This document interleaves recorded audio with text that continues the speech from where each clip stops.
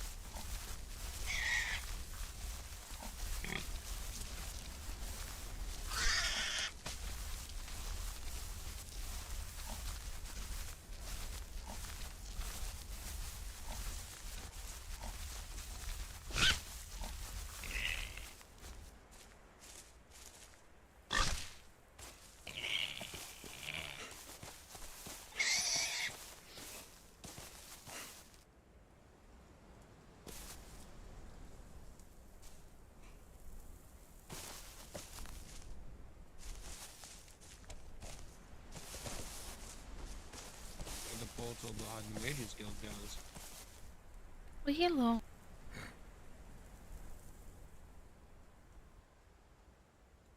It was uneventful at Whistlecocks.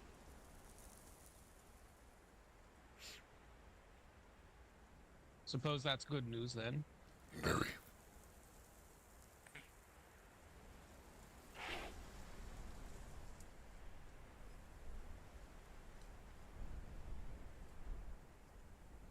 Sir, please do come in. What? Please do come in.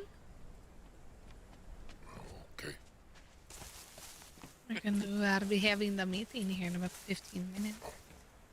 I forgot about that.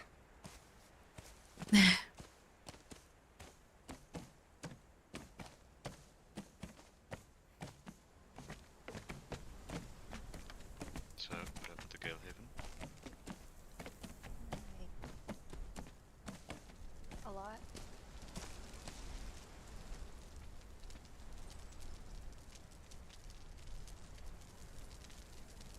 Who's left?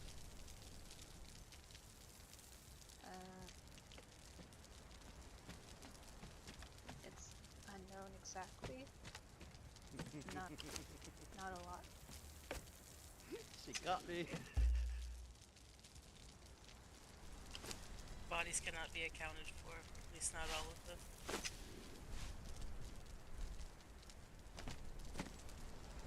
Garrick and Todd, I think, are the two that God, please keep guards as well. yeah.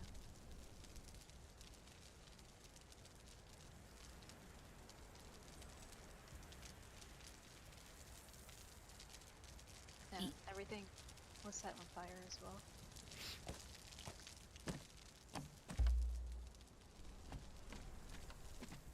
How? And they don't carry torches. No.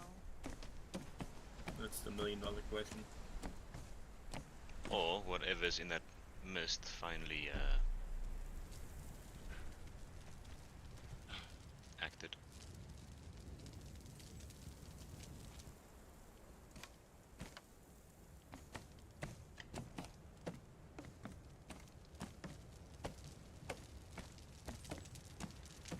As we should have, honestly.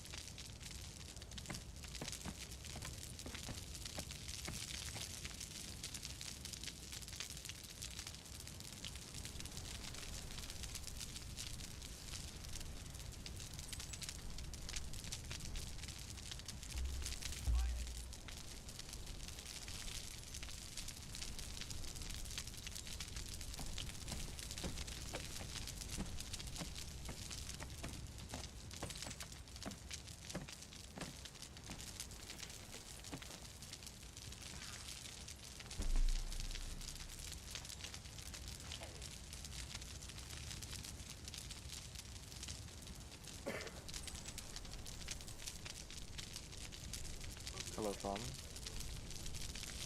A reverend will do. Reverend, that works. Reverend? Yeah, I thought it was Father, but I got corrected, so. Are you the Reverend Babcock I've heard all about? The one, yes. And you are... Amaris. Hmm.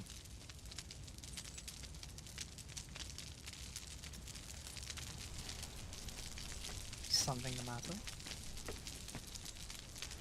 Hardly. Why would there be a matter to have something wrong with? I was just asking.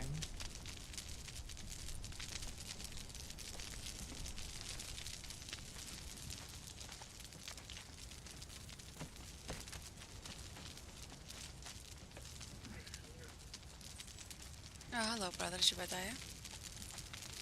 And Naivara, good to see you. Good to see you as well. How are you doing today? I'm faring well, thank you, and yourself? I'm doing okay.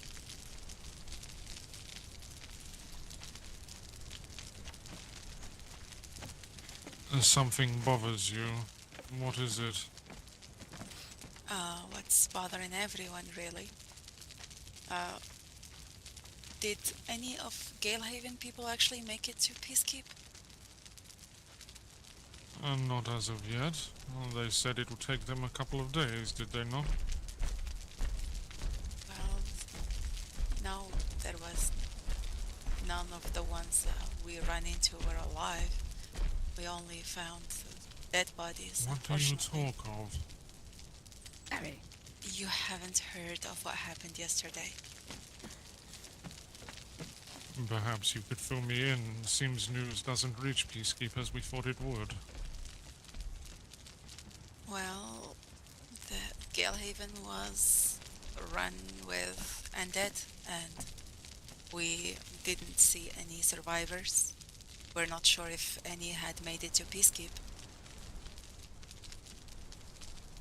None as of yet.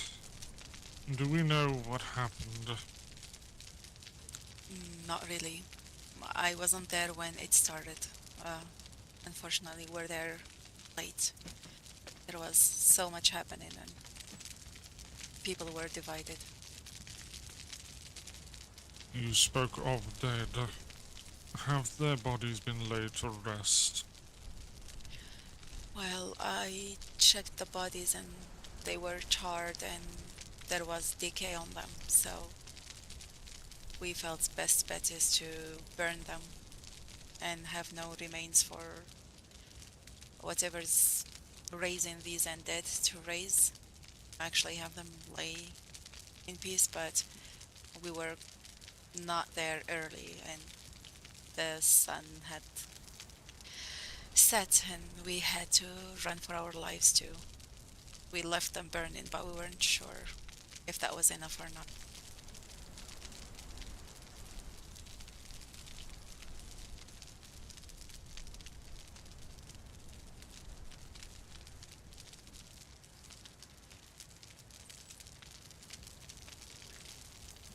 Okay, can we not? That's a girl. I will be sure to say I will. prayers of those of Galehaven. I appreciate it.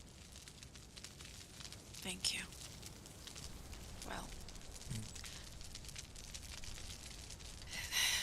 I hope there are some who survived because there are some bodies that were not accounted for. We didn't see the mayor's body. I'm not sure about Peacekeep guards because I did not see any of them there. I saw only Galehaven guards. There were no As this peacekeep is the guards. first, as this is the first Peacekeep hears of it, I'll be sure to inform the Marshal and Vaskin. Perhaps they have news I do not. Hopefully.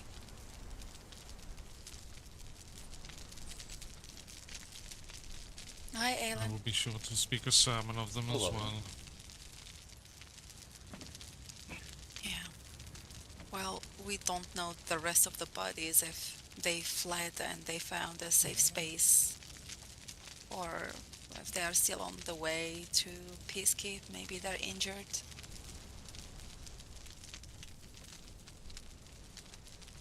Should we hear of them, I will let you know. Thank you.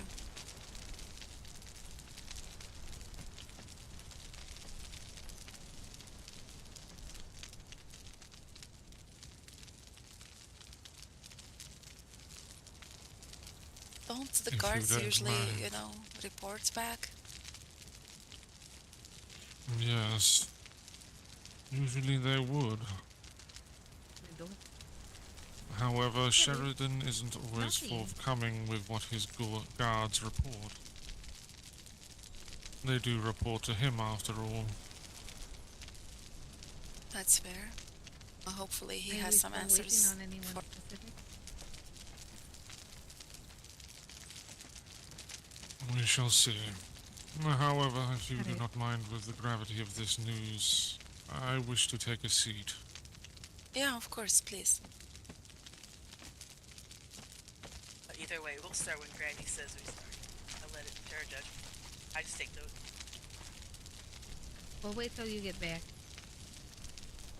Yep.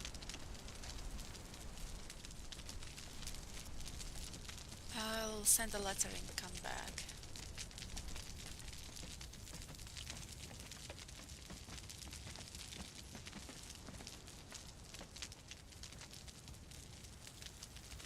Is there something you can do, priest, to stop them from rising again?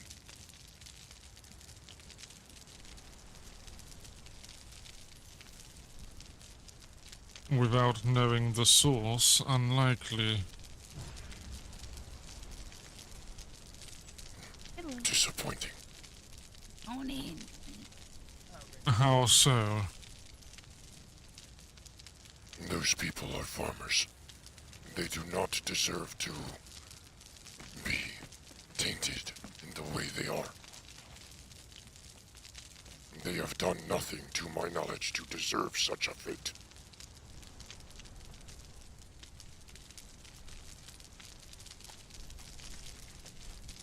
I would agree. They certainly have not done anything to deserve to die. But that does not hold on religion to prevent them re-rising.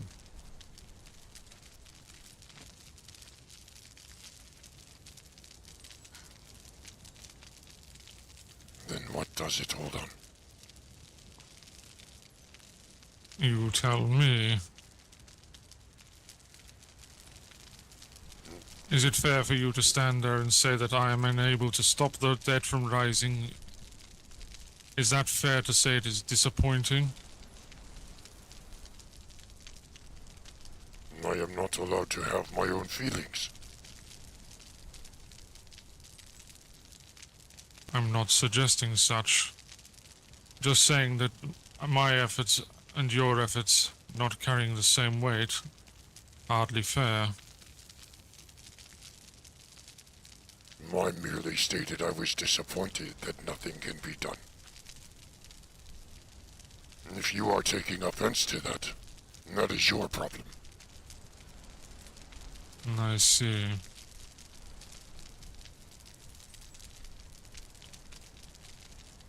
I would think it would be quite unfair to say that nothing can be done. We are not sure of this. We just haven't found the way.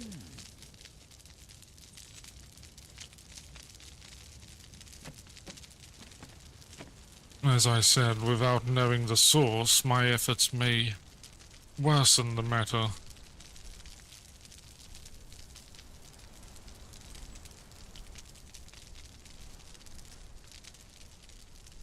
The answer may be closer than we think.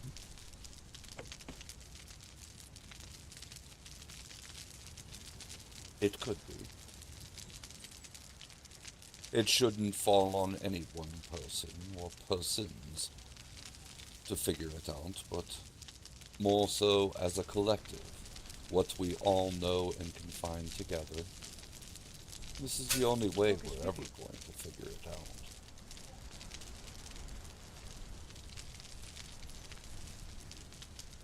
There's no point in measuring who's done more, who's doing less. As long as we're all doing something.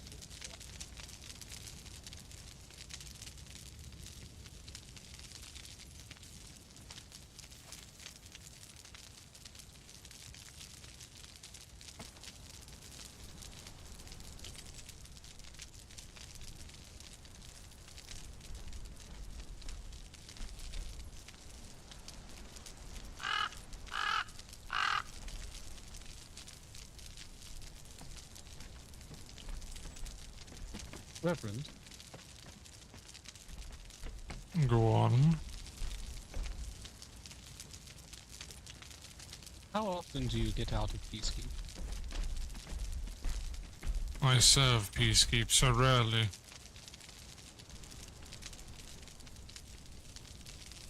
I've taken note of a few obelisks around ruins. Are there records of what those buildings used to be? That would depend on what you speak of. Records there may be, depending on what it is. Such vagueness I cannot help. Well, there are buildings scattered around, infrastructure that is now crumbling. I was wondering if there were historic sites catalogued in these teams' records.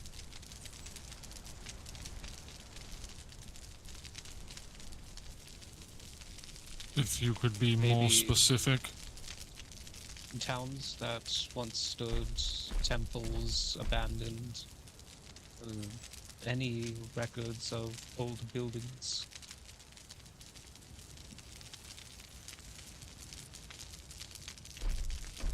Do you have locations? I could read about buildings and towns for days. The two locations that I'm privy to, one is located far north along the shorelines of the Mages Guild, somewhere about halfway between the Mages Guild and the shore. Another one is located a stone's throw from this Marauders camp. It seems overgrown and bears architecture typical for a temple.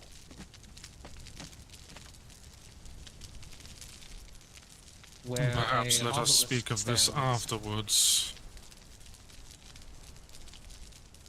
Suppose we're due for the meeting to start. On Granny's cue. I think we're just checking to see if House Starborn is coming. Let me step out really quick and see if Silas has returned, and we'll get going.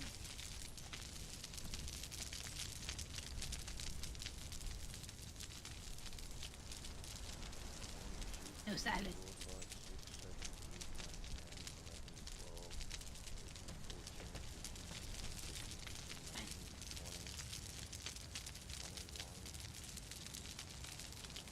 All right.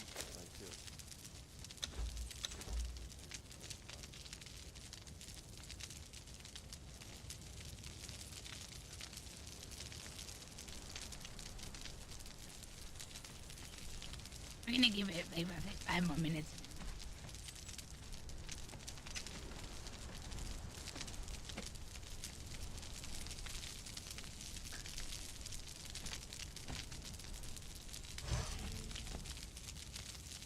Where did my iPhone go?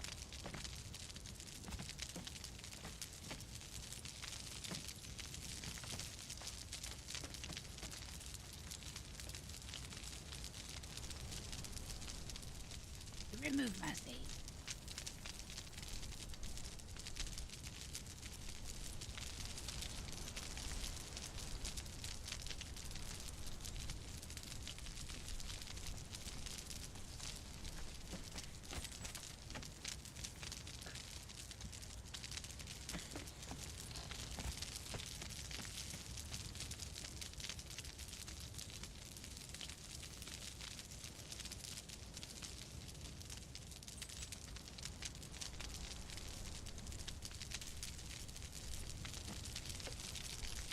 Oh, hello.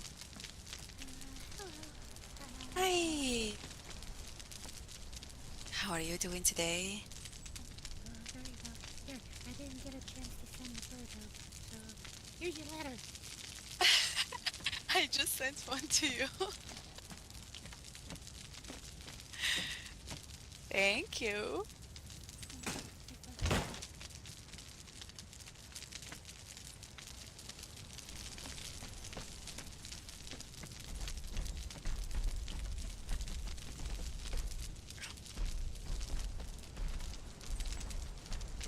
We are having this meeting here. Yeah, there's already a lot of people out there. Oh shit.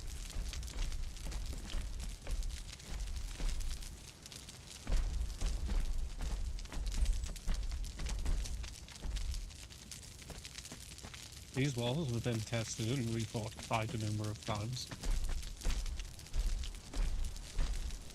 aside from the ones outside the gates, I don't trust any walls more than these ones.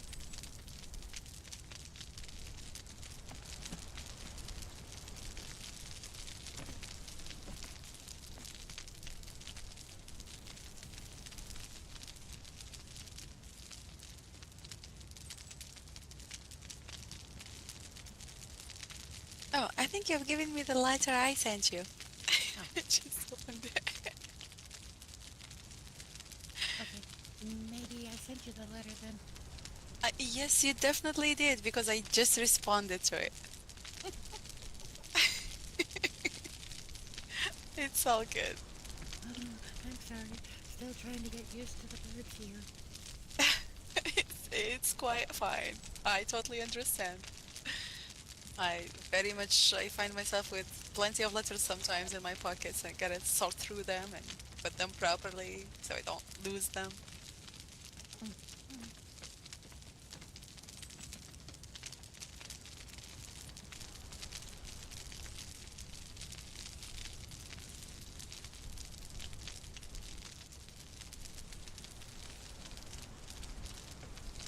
Hey, Yvain. Hey, Rohan. Good morning, sunshine. Morning. Oh, Morning. How's it going today? It's alright. Thank you. Good to hear.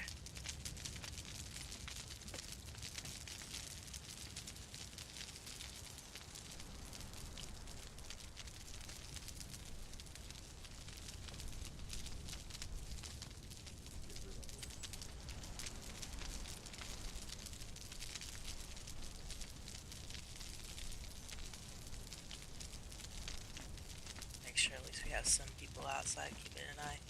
I know at least have some. Nala's out there. It'd be good if at least she had one more person out there with her. I will stay with her. Thank you very much, I appreciate that. I'll make sure that either way you'll have notes. Notes. Thank you. Okay.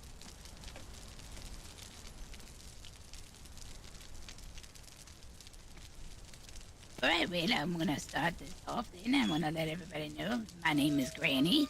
Everybody calls me Granny. Y'all can call me Granny too if you don't know who I is. This is where I live. Talking to Sugar and Spice, also known as Misfits. We're gonna get going, and the floor is open to anybody that wants to talk about what they have found and what they've discovered, all of the happy stuff. We just need to get everybody on the same page on what we all be finding, so we can put notes together and share our notes with one another. We ask that if you want to speak, if you can try to come up here and at least let Rue know who's speaking, so we can take proper notes. We're just going to try and get a book together, and then we'll have it sent out to everybody once the meeting is taking place. Yes. So I'll leave the floor open to whoever wants to talk, and please be mindful. We're not going to be arguing, no fighting, no none of that, because I'll throw you out. And when somebody's speaking, we let them finish. And if you got questions, let's just wait until they're done. Right. I was asked to read something out last time, with things that happened that did not happen. Lumi asked me to read this on her behalf.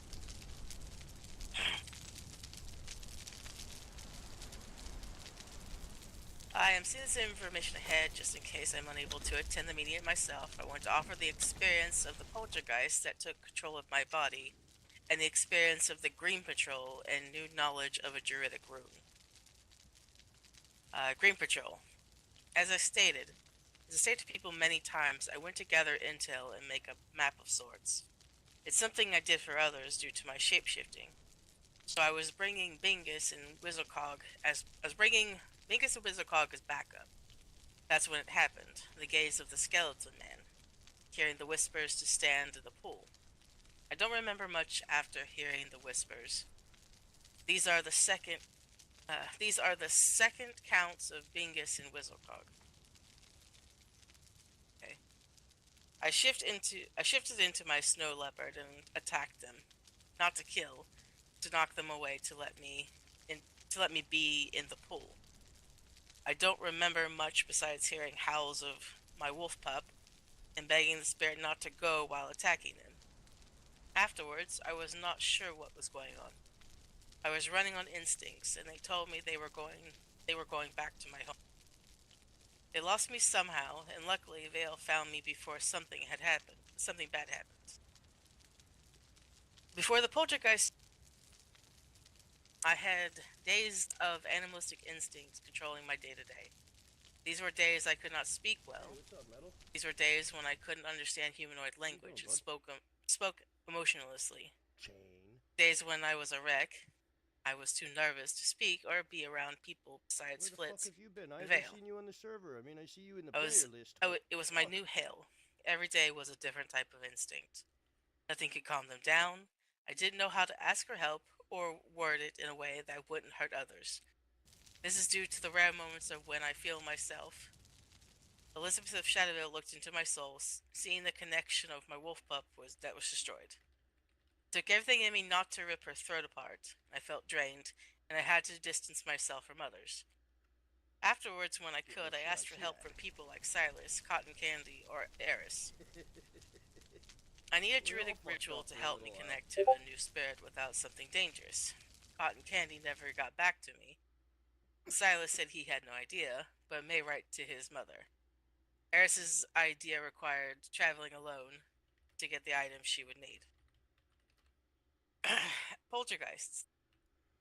The day of the cleansing, I ran into Nala, who informed me that she wanted to make sure cleansed. That was fine by me, anything to calm down the spirits. However, during the ritual, I was asked to do the crystals spreading around everybody. I could hear the howls as I did this. I could hear something whispering my self-doubts. Then I was attacked by spiders and rats as the howls got louder in my head. Then it happened. I heard the whispers. You are my pet. From there, my memory is fuzzy. All I remember is someone freaking out about the rats and attacking people. Druidic rune. Let's see it. Well, this is a two-part letter. Apologies. This is the last bit here. Druidic rune. Arthrax and Navarra found the Druidic rune. It was brought to my attention, so I reached out to the Mages Guild. They do not have a druid elder in the area, but have sent word to trust. They think a druid might be needed in the future. I have informed them about my problem, and I'm happy to help the Mages Guild. Thank you, Lumi.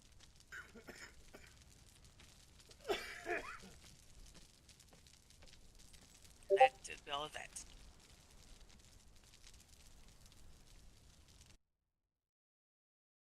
I believe she's talking about the poltergeist. I think it's the portal, right? Yes. For the Mages Guild. Yes. Yeah, that's where it happened with her. But I know from the letters with her that she had spent a night in that cave in her pup form. In the cave that has the druidic um rune.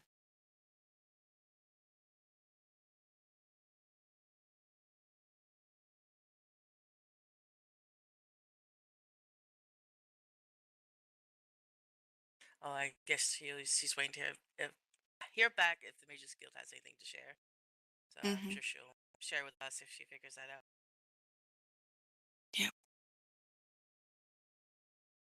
So, Navara, I actually think you still have the original copy of the rune that I copied down from the bottom of the black pool, yes? Yes, I have both. I have the one you copied and the one I have from the one I put drawings down for. Was anything discovered on that?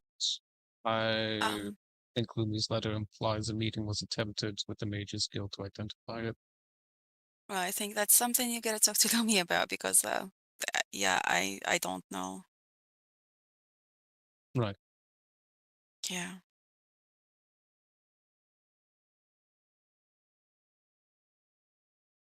Speaking of inscribing runes, what I was thinking about was cleaning up when I was putting the notes down. And Lyra was talking about runes on a tree. I know some others have probably done taking the task, but there were some markings on trees out at the crossroads. That probably is the same spot.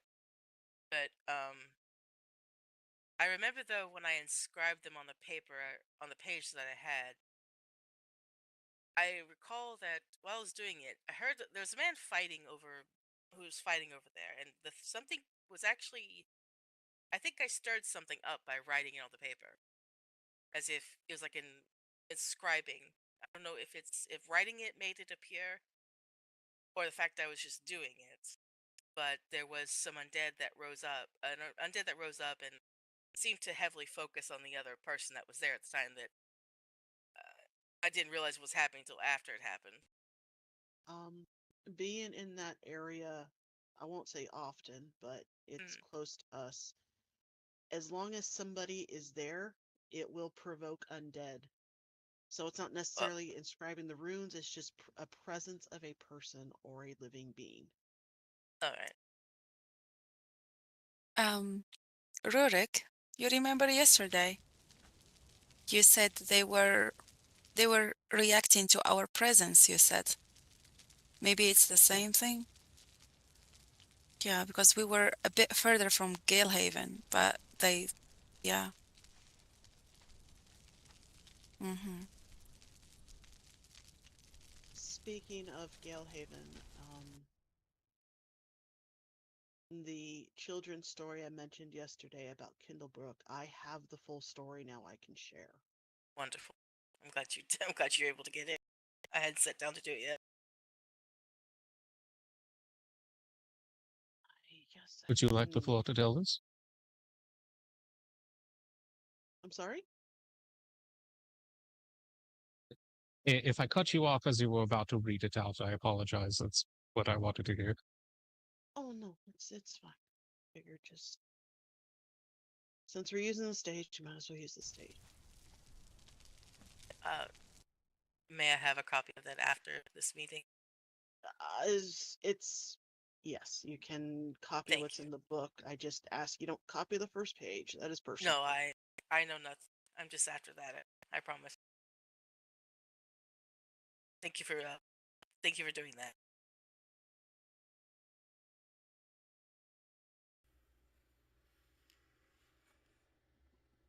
Okay, let's see here. Once upon a time in a quiet village called Kindlebrook, there was a mysterious old forest at the edge of town. Villagers whispered stories about the woods, how strange things happened after dark, but most children didn't believe the stories, thinking they were just silly tales to scare them. One day, a group of children decided to explore the forest, daring each other to see who was brave enough. Among them was a boy named Tommy who liked to tease and call others names. He often made fun of a girl named Lily, who was shy and kind. That night, as the children ventured deeper into the woods, the sky darkened and a cold wind blew. Suddenly they heard strange noises, whispers, and creaks that sent shivers down their spines. Tommy, trying to be brave, laughed and pushed Lily, telling her to stop being so scared. But when the ground beneath them began to tremble, from the shadows, figures started to rise, pale and relentless, with hollow eyes and tattered clothes. These were the lost souls of Kindlebrook, spirits that have never found peace because of the hurt and cruelty they endured in life. The spirits reached out with cold, bony hands, warning the children, "Be kind, or we shall never rest. Your words and actions can awaken what's very deep." Tommy's teasing had made Lily feel small and alone, and now it seems the spirits have come to remind everyone of the pain caused by bullying. Terrified, the children ran back to town, learning an important lesson. Bullying doesn't just hurt feelings. It can awaken dark things that bring trouble upon us all. From that day on, they decided to be kind and respectful, knowing that kindness keeps the darkness at bay.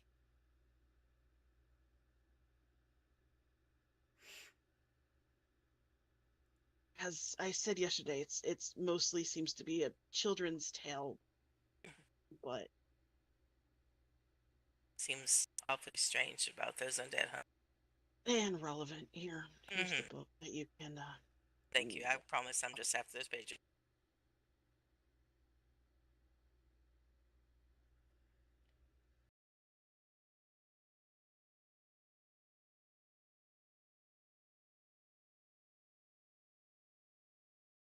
All right, let me quickly do that.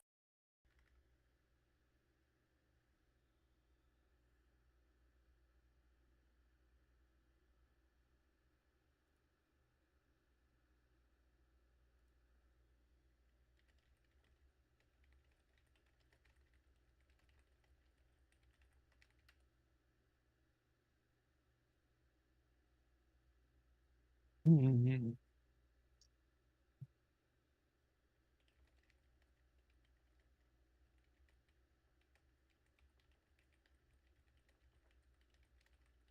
Well, I have some new conjecture now. All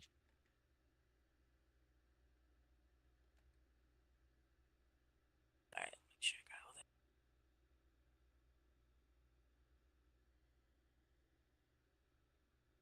All right.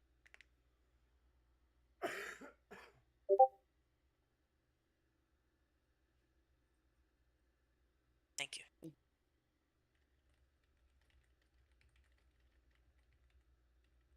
At least you tried.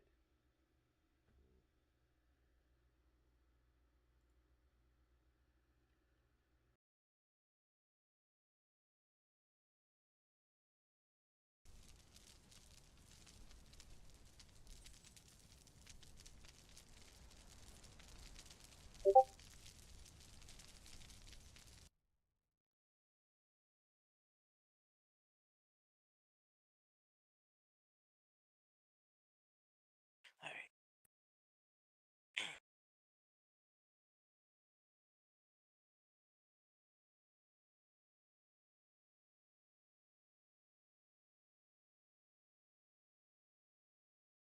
Perhaps we should go over some information that we're missing that was mentioned in the previous meeting.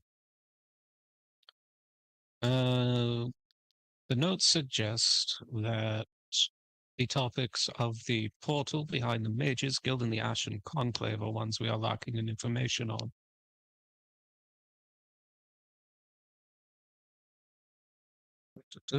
I myself have done a considerable amount of meddling inside the portal behind the Mages Guild. It's where I found the rune Lumi had sought to seek the aid of the Mages Guild with. As far as its significance, I believe it to be completely unique to the Black Pool. It would align with this adversary's usage of runes to be able to craft unique ones. No doubt related.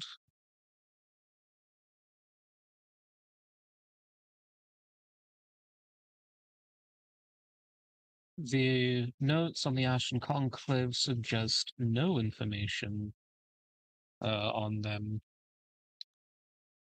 though under the subject on things that look back, conversation was overheard, I believe, by Navara. That goes on something like the shadows have stretched far enough, the moment to ignite the flame of chaos is upon us.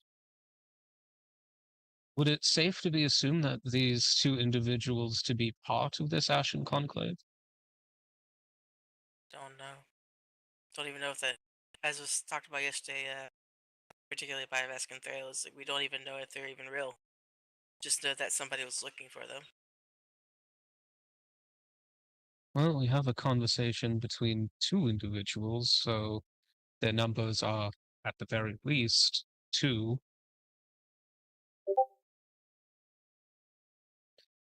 When I posted on the pinboard in Peacekeep about the rune that I found below the Black Pool, I suddenly became very sick.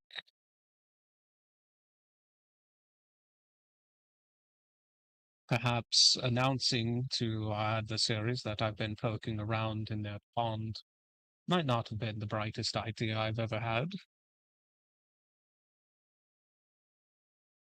Though, considering where I got the information from, and that action was taken against me, I can only assume that this Ashen Conclave was responsible for whatever malignance befell me. My best guess is that they are very real and move in the shadows. Though taking that step further would be investigating all of the civilians within Peacekeep Tinkerglade and the neighboring settlements, including Lunareth Falls. Though I fear that may be a gross misuse of our time. It's gonna take to actually do that for every civilian in every village. Besides, we don't have any Horrible concrete misuse of our time. evidence. Yeah, The only thing we have is conjecture from me, and been wrong a plethora of times. If anything were affecting Lunareth Falls, we would know.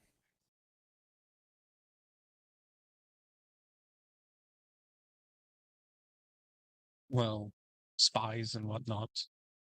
So that's reapproaching that territory of investigating everybody. for all we know, one of them could be standing here. Precisely. I'm looking for the setting to shut the sound off. And who are you? Sorry? Me? Yes. Arthrax. Ah, of course. Okay, please continue. So, as far as information to be shared, aside from the notes of the last meeting, is it safe to assume that very little information has been gathered beyond this? At this time. So, if no new information has come to light, I think we should take the time to discuss ways of subverting these undead. There were a few ideas floated between me and Rue, and I think some of them have credence, but the gentleman behind the Reverend had an idea that I think merits a little bit of effort. He used the burnt floorboards metaphor. When the floorboards are burnt, they will stay burnt until you replace them. If we apply the same logic to the cursed lands, we may be able to determine if the soil is simply scorched or the area surrounding it is being maintained. If we take a chunk of the cursed lands and replace it with fresh soil and plant things there, if they grow, then it would imply that the soil is simply scorched.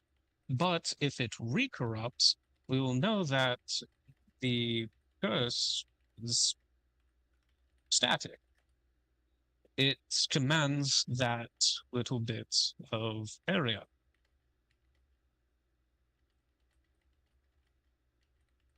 The static nature that the undead rise from is relevant in these cursed lands as well as the obelisk littered around some ruins. I've poked into the obelisk just this morning and noticed a very, albeit weak, necrotic signature. I noticed it. It stands to reason that these obelisks have been here for quite some time, considering how they're found primarily in ruins. The conversation between these two alleged Ashen Conclave members speak of the Old Order, though the only order that I'm aware of lies in Peacekeep.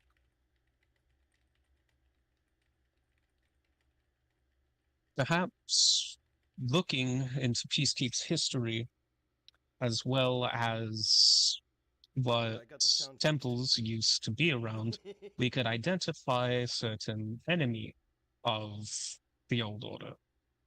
There's no governing body without its Now enemies, my next issue is when I am in and the game, identifying. somebody messages me. The message. First you mention of Lunareth Falls, and now Peacekeep.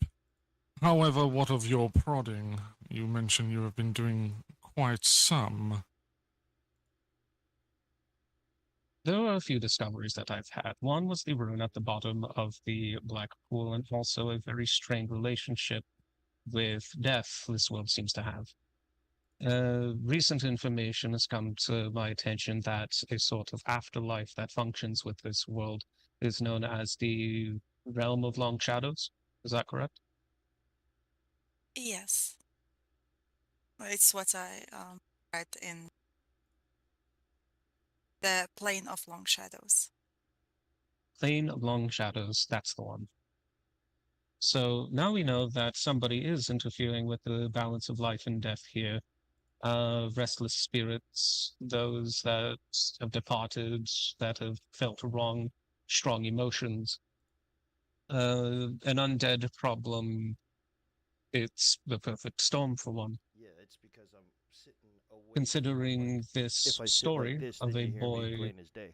bullying a girl and learning about how bullying affects people negatively and can lead to these horrible things, it gives a bit more credence to the tales. And if this is a story coming from the ages past,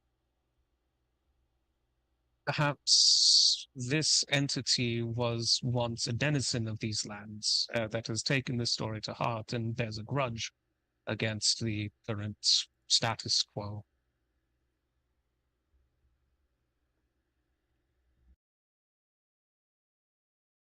Or taking offense to people poking at it. Well, honestly, I would be too. I'm trying, okay? We were warned, I remember that we were warned not to poke at things because they would get worse. If you guys remember our first interaction with Yeah, the gain turned the all the person way we call down the 'cause I don't Goblin like picking up Emperor, the background sound. he did say that I got if you dogs leave it and alone, fans and would be I for the smoke a best, but lot. if you poke at it, it's just gonna get worse. I And try to be sadly, he's respectful right. of the other people. And the Mages Guild said that they felt like it's one of those things that it feels like somebody went around and messed with something they weren't supposed to and riled something up. Mm-hmm. Oh, a new suspicion just cropped up. If we don't go poking around, the problem persists, and no information is gathered other than what we can find in libraries. Oh, yeah. The people telling us to not go poking around seem to challenge that mindset. Well, it's not about poking While around. It's, you know, you gotta try to understand what you're trying to poke around with, or at least not be reckless doing it, you know. Like if Quite a person possibly hears, disturbing something that should not be disturbed. yeah, well, recklessness aside, how much could we learn if not by poking around?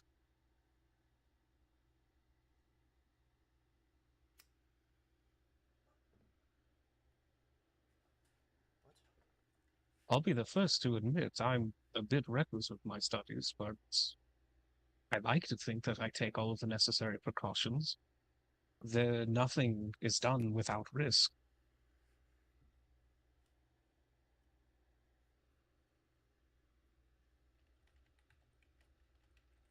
It's gonna sound kind of childish, but at any point did we think about, well, the idea of thinking about somehow an apology of making it right? I feel like that's naivete on my part, but it seems like a simple response. Fuck up, you try to make it right, or at least say you're sorry. But I mean, there's lives now that have been involved. There's people dead. It's not simple, I guess. Is all that. and it's But who spreading. would we be apologizing to? I know it's neither here nor We, there. Yeah. We don't know the source. That's the thing, Gru. Like, we have no idea, Yeah, I know. really. I'm So, aware. yeah. I'm aware. Speaking of the source, once again, circling back to the obelisk that I discovered this morning, well, rather studied, it's been there forever. In attempts to find how it draws power, I reached a dead end. I like to think that I'm a talented magic caster, and that it was a dead end means that whatever individual is utilizing these, or once utilized them, is able to cover the tracks incredibly well. The open eye sigil seems to be a commonality with the investigating, for the sake of speech, the Ashen Conclave. Every experiment that I've undergone, every attempt at communing with this entity has been met with immediate reaction. I suppose this open eye sigil serves as a sort of anti-tampering rune. Wherever it appears, Dude, all this shit the is going in one Ashen ear and out the Conclave other is ear watching. for this guy. Or at least the entity inside the miasma. My character's just like lost. Has anybody attempted to sabotage any runes?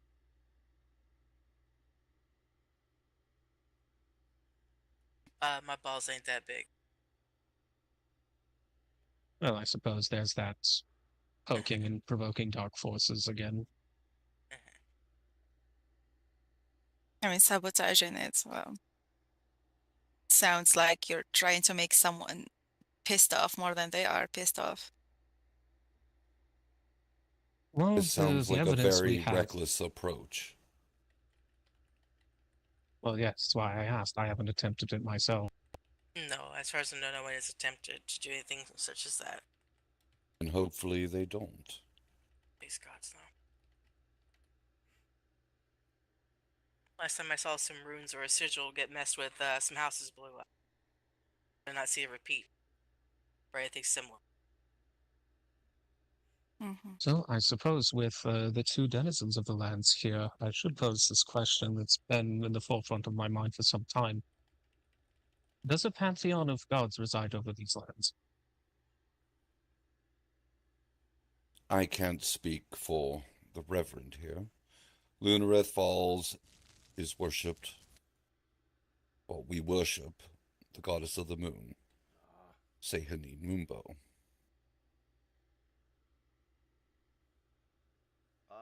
As for Peacekeep, she watches over. Oh, sorry.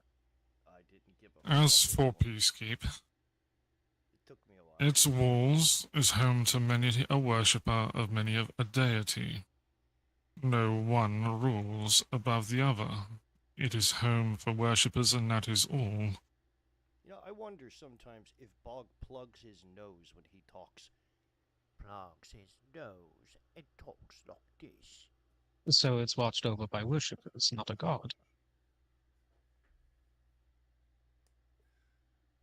That was its founding. A place for those who worship and to bring peace, to keep its peace. No doubt where it gets its namesake from. I have the same issue. I see. And of Lunareth Falls. I had You're just the informed goddess you. of... well, that was part one of my sentence. Your god watches over your people, yes? Goddess. Goddess, apologies. Of course she does. Do you have priests, priestesses, sages that commune with her, or... I suppose we all commune with her. In one way or I see. another. through dreams.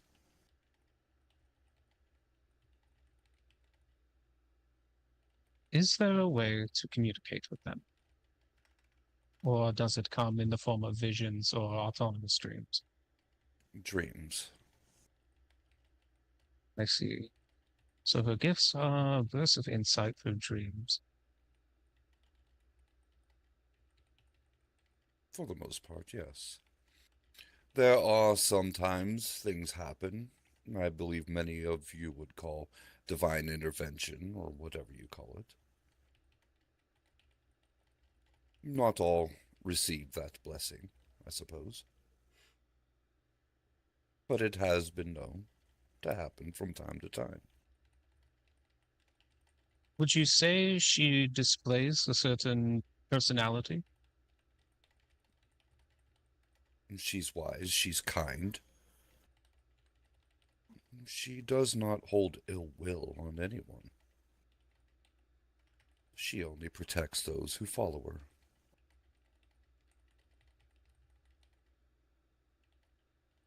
I see.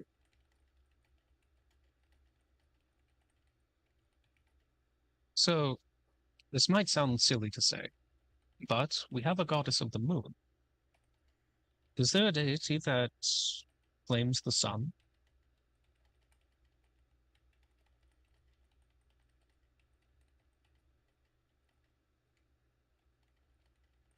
I'm quite sure there is. Probably more than one. Unfortunately, I am not so familiar in such things. There would be many that do such, yes. However, I fail to see your point you're trying to make here. The sun is the bane of the undead. As one of my ideas, it's going to take a lot of doing, but if we could mimic sunlight through quartz crystals or some other means, we could create pockets of daylight. If the undead do not rise in daylight, having daylight at our disposal would be the ultimate weapon against them. But they do. We've seen them midday by Haruka's place. Also, But they do have not. been staying later at Galehaven. They are also past the surrounding sunrise. the Black Gate. Yep. And the During chasm the day. next to it. So, do you see them rise during the day? They are there. They're standing. So they're already there. Didn't they Suppose I'm rise taking- there when we were there, Yvain and Rohan? They were not there standing when we went Yeah. to Haruka's. Yeah, they came Right? up during the day. Yeah, I'm just double checking. I see. Yeah. This they're could the one- conclude that they are not risen by the same means, then. Mhm. If some were affected by the sun and others are not. Could be the same person, just through different means. New Bastion, for example. The hordes of undead appeared at their doorsteps nightly.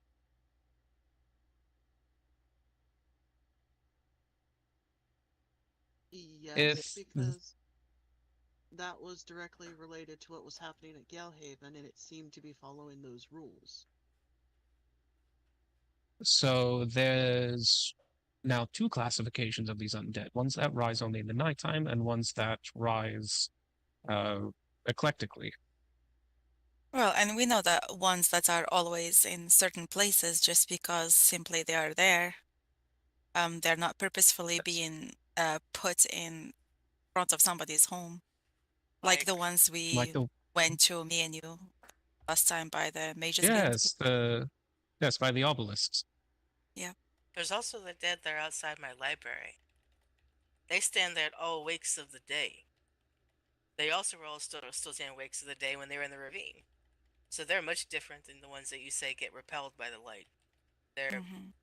skeletal in the way. Maybe it's effective skin. Do you have any skin sticker? Reanimated bones. Maybe. I don't know. But there are some fleshier ones out there. It's not all just skeletal. There are ones that have more substance to them out there. Some of the bigger ones, at least around my place. I have a mixture of I all of see. them, except for the only thing I had saying this, except for zombies, or I guess the undead ones could see the shambler. I haven't seen those yet. The only thing that I can think of right now is why, if they were made of the same means, why that could be, is the fact that that area and beyond is called the Curse Lands. Yes. Perhaps that protects them from the sun's rays. That's what I was thinking. That's what It is speculation. I'm not saying it's fact. No, that's what I've been kind of guessing at. It's the land itself is their shield from this.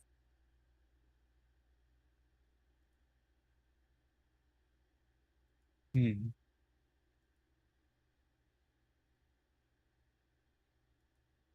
So the undead brought about by the consciousness inside the miasma, typically called during the night. We've seen this happen. I've held down New Bastion once to see it for myself. And this was around the green miasma that permeated their clinic. I've got to smoke a cigarette. The next section. Which makes me think that the presence of the miasma is tied to the ones that rise at night.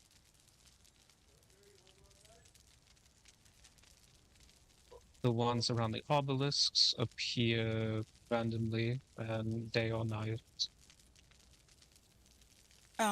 Though I would ask Lyra for this because she's the one that has been around that area more.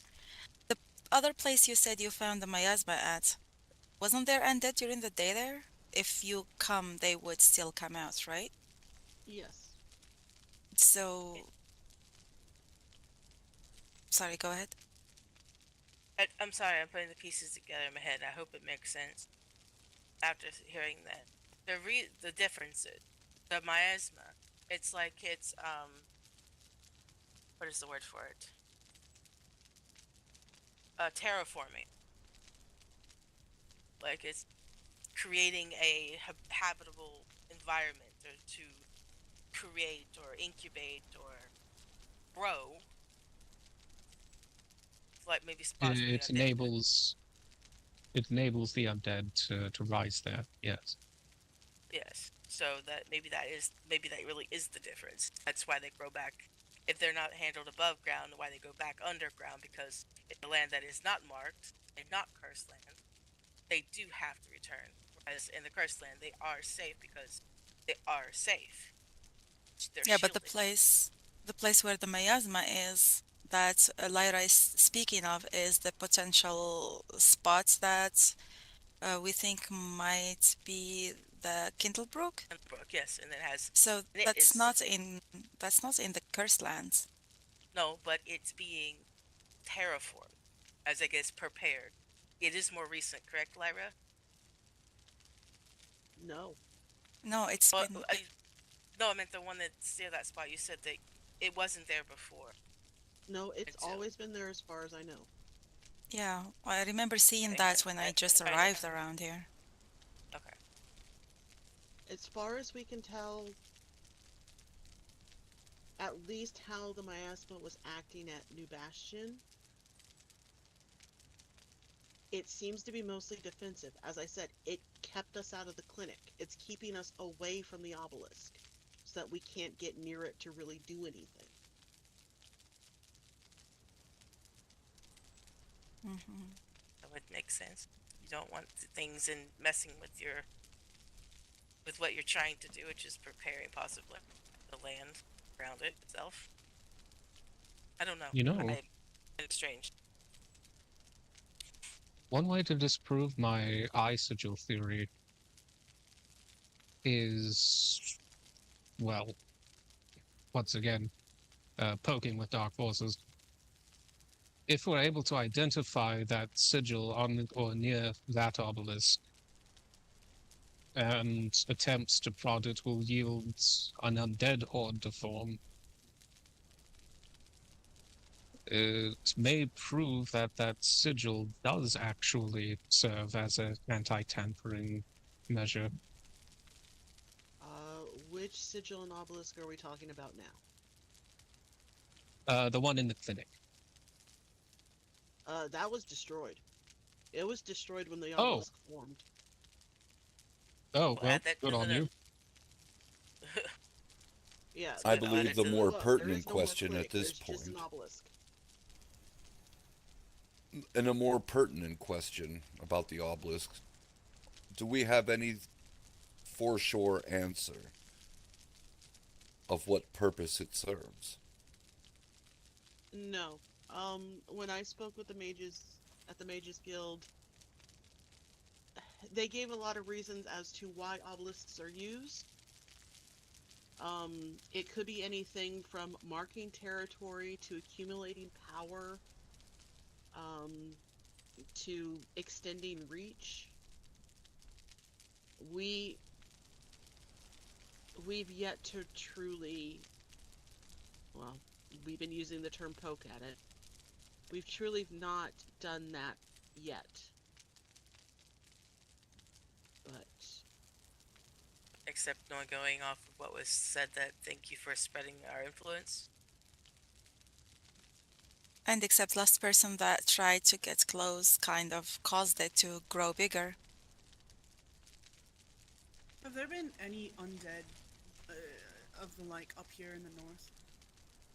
Besides in the snow, but like up kind of on this end? I haven't seen anything on my patrols. As you said, there are some up in the northern snow area, but from my recollection, they've always been there, and they don't typically move from there.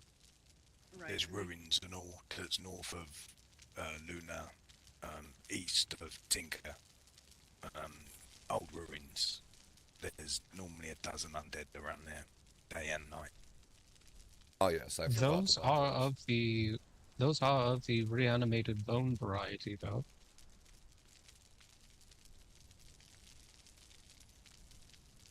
So would it not be a logical conclusion that the obelisk at New Bastion is north of the spot where we know the miasma is, and it is then perhaps moving north as well? As an extension? it is a possibility. It's also lined up between the Iron Bastion, and you said originally people have said something about the undead moving in on where the dwarves are. Having it where New Bastion is puts them in a very bad point, and it kind of looks like everything is moving to the west. Yes, we made note of that timing. If I may. Go on. On my travels, I have come across the destroyed village just east of Evanspire. I believe the grid coordinates are E5. It's just west of where these meteors of star metal can be found. It seems to be a small village that was ransacked, and some undead there that have a couple of tents with some faint miasma coming out of it. Managed to dispatch of them. Some of them have some, it seems to have been previously some dogs of sorts. Seen collars of named Dixie and stuff like that, so it could have been people that have been taken down and reanimated. Don't know if that means anything. Yes, that is the location that we think is the ruins of Kindlebrook. We have no confirmation yet. Very well. Which is in the same area as New Bastion, where the obelisk is. Or a obelisk is. Yes. Understood. And there's small spots of miasma in among those buildings as well.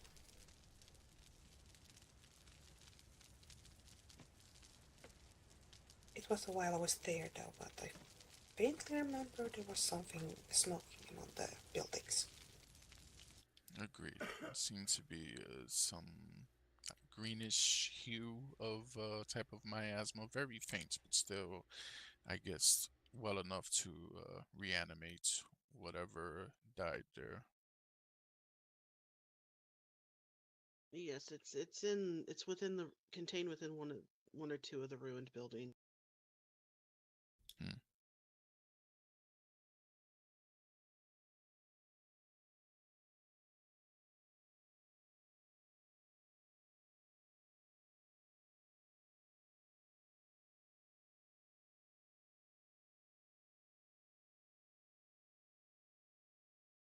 How many obelisks are there in total besides the one in New Bastion? None. There's not another one? No, there is currently, not. no. The ones Arthur's talking about, they're not really obelisks. They are something standing in the middle of, or they're not connected with the same one as that we have. No, they're Mhm. yes, that's the word. Yeah. How many monuments? Oh, there is plenty almost in every place you find the undead crawling out. And there is some ruins on them. Typically, yes, typically you'll find them in ruins. How many spots of New Asma do we have? 3 how so many far, I spots believe. of That would be where Galehaven and New Bastion and the potential spot for Kindlebrook.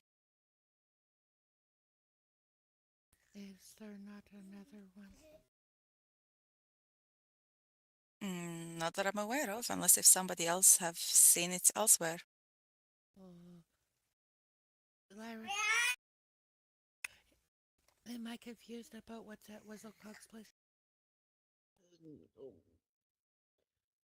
A couple days ago, miasma popped up at Whistlecog's place.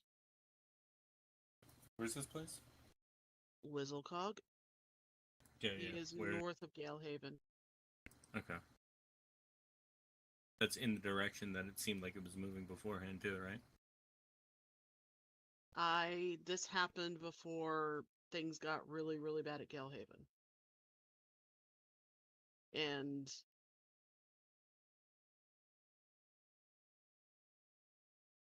I don't know if it was put there because it's moving in a particular direction, or if when we just pissed this entity off. So you guys pissed an entity off, and then miasma showed up in that area. Yes. Right? Again. Oh, he took a sample with But it. like she doesn't Yeah. know that. Yeah. Oh, Did hold on, he? because there's correlation there, right? You guys poked at it at New Bastion, shows up there. At Galehaven, we were always having issues with undead. People poked a little harder at undead, trying to get rid of the problem. It showed up more there. And so they took a sample. Yeah. So, with that being said, it's whatever we're poking at is fighting back, right? So we're either on the right track, and it's fighting us, and everything that correlates, I'm assuming, is this one skeletal thing.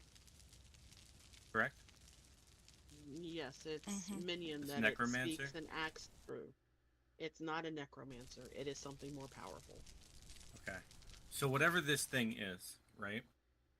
Do we know of where its origin is in any way, shape, or form, or could we figure that out?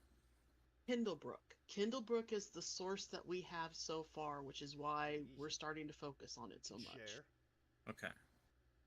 fucker. So is there any way to like consecrate the lands there, poke at it there, just there specifically, maybe pull it out, find its origin? Well, in lieu of a Fuck that. celestial being I'll take on the whole par payment, damn with it. this entity, There's room for two stronger of than a us. necromancer, to contend with it, Now what? consecrating the grounds will be difficult. Go to hell in a Okay. handbasket Do we have together. any Sing a sort of way that we kumbaya. can poke the bear in Kindlebrook then? And maybe we can figure out some information on it that's going to help us? We have a couple of lines from runes here and there talking about lost souls, which line up with Galehaven. Are there any other stories that line up with different parts of those runic puzzles that we've got going on? This is kind of good. I've been paying attention to this conversation and not what's going on here. So my character has no clue. Any 'Cause he stories, thinks any going in one ear and out tales? the other. He just picks up on one or two words. Really, the only thing that I have on the rooms where the suspected location of Kindlebrook is in the notes, you can rearrange them to be a phonetical sentence, which is crucial to spellcasting, but it's What if they're not though? not What if useful. what they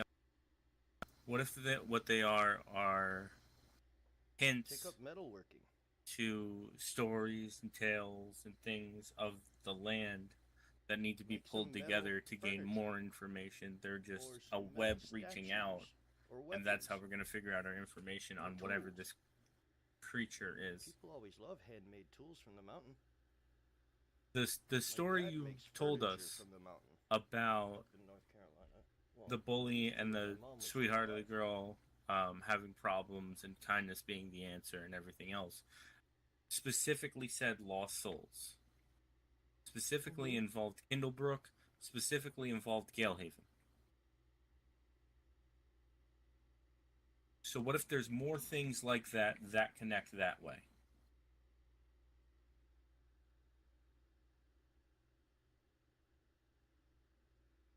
There might be. We just need to keep looking. Okay. So any books that we can find or any books of old that have been around, we should get them and we should read them. I know Nala started doing that when we first came to the land. She started gathering all the books and journals she'd be finding. So we need to re-go through those. Fuck, man. Everybody here in this room has a copy of those journals. I actually think I have a copy on my horse outside. Well, I'm dumb and I can't read, so. You can, you just refuse to. I'm sure somebody can read for you. You know, this might be relevant given how the undead are now rising around the dwarves. A lot of those journals are from a dwarven explorer, no? Mm-hmm.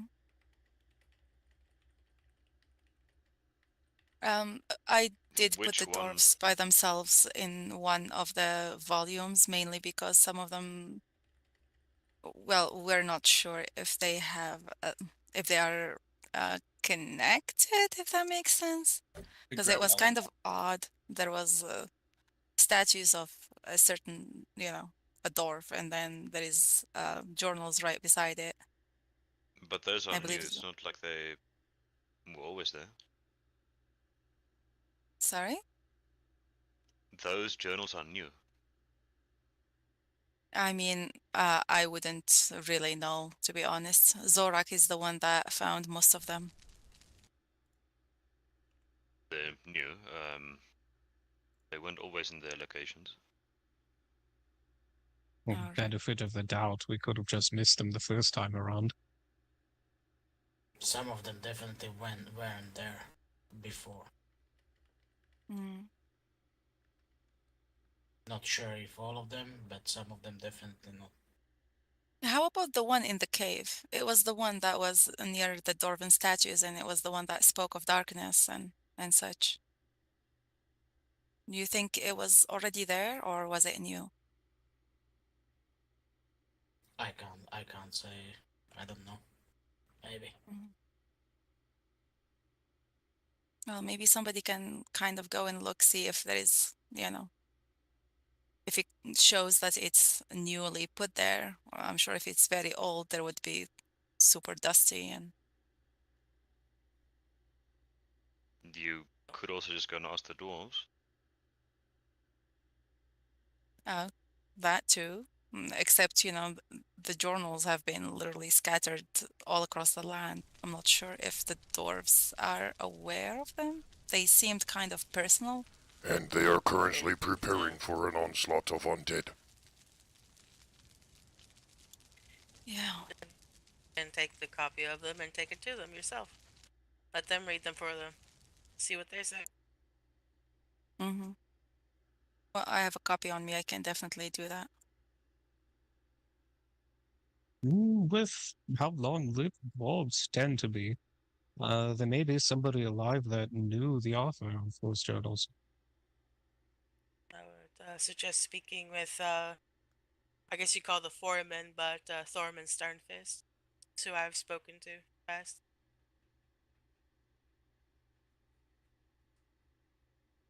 Aside from a handful of us folk, the runesmiths in the dwarven hold, whose name I've never actually committed to memory, I just now realized. Borga? One more time? The dwarf's called Borga, I believe. Yes. Very talented at translating runes. If I were the consciousness behind this miasma, I would want to get rid of the one that can read my runes as quick as I can. With how useful this dwarf has been with researching these and translating them, especially the ones that we found on the obelisk, it might become my new target. Perhaps the undead appearing around the dwarves is one of the conscious efforts. Perhaps they could be saved by sunlight, but that's just me rambling. If they get inside of the mountain stronghold, sunlight is no longer a problem for them. That is a fair point. It would be a nice base of operation for them if they were to take it over. Unlucky for them, dwarves do not give up their home so easily. No, they don't. With as many talented dwarves as they can, it may well take an army of undead. Perhaps even two.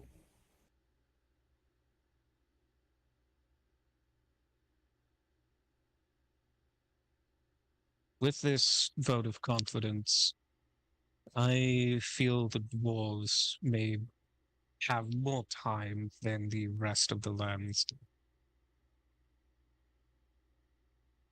And our efforts would be better put to use halting the march north of the undead.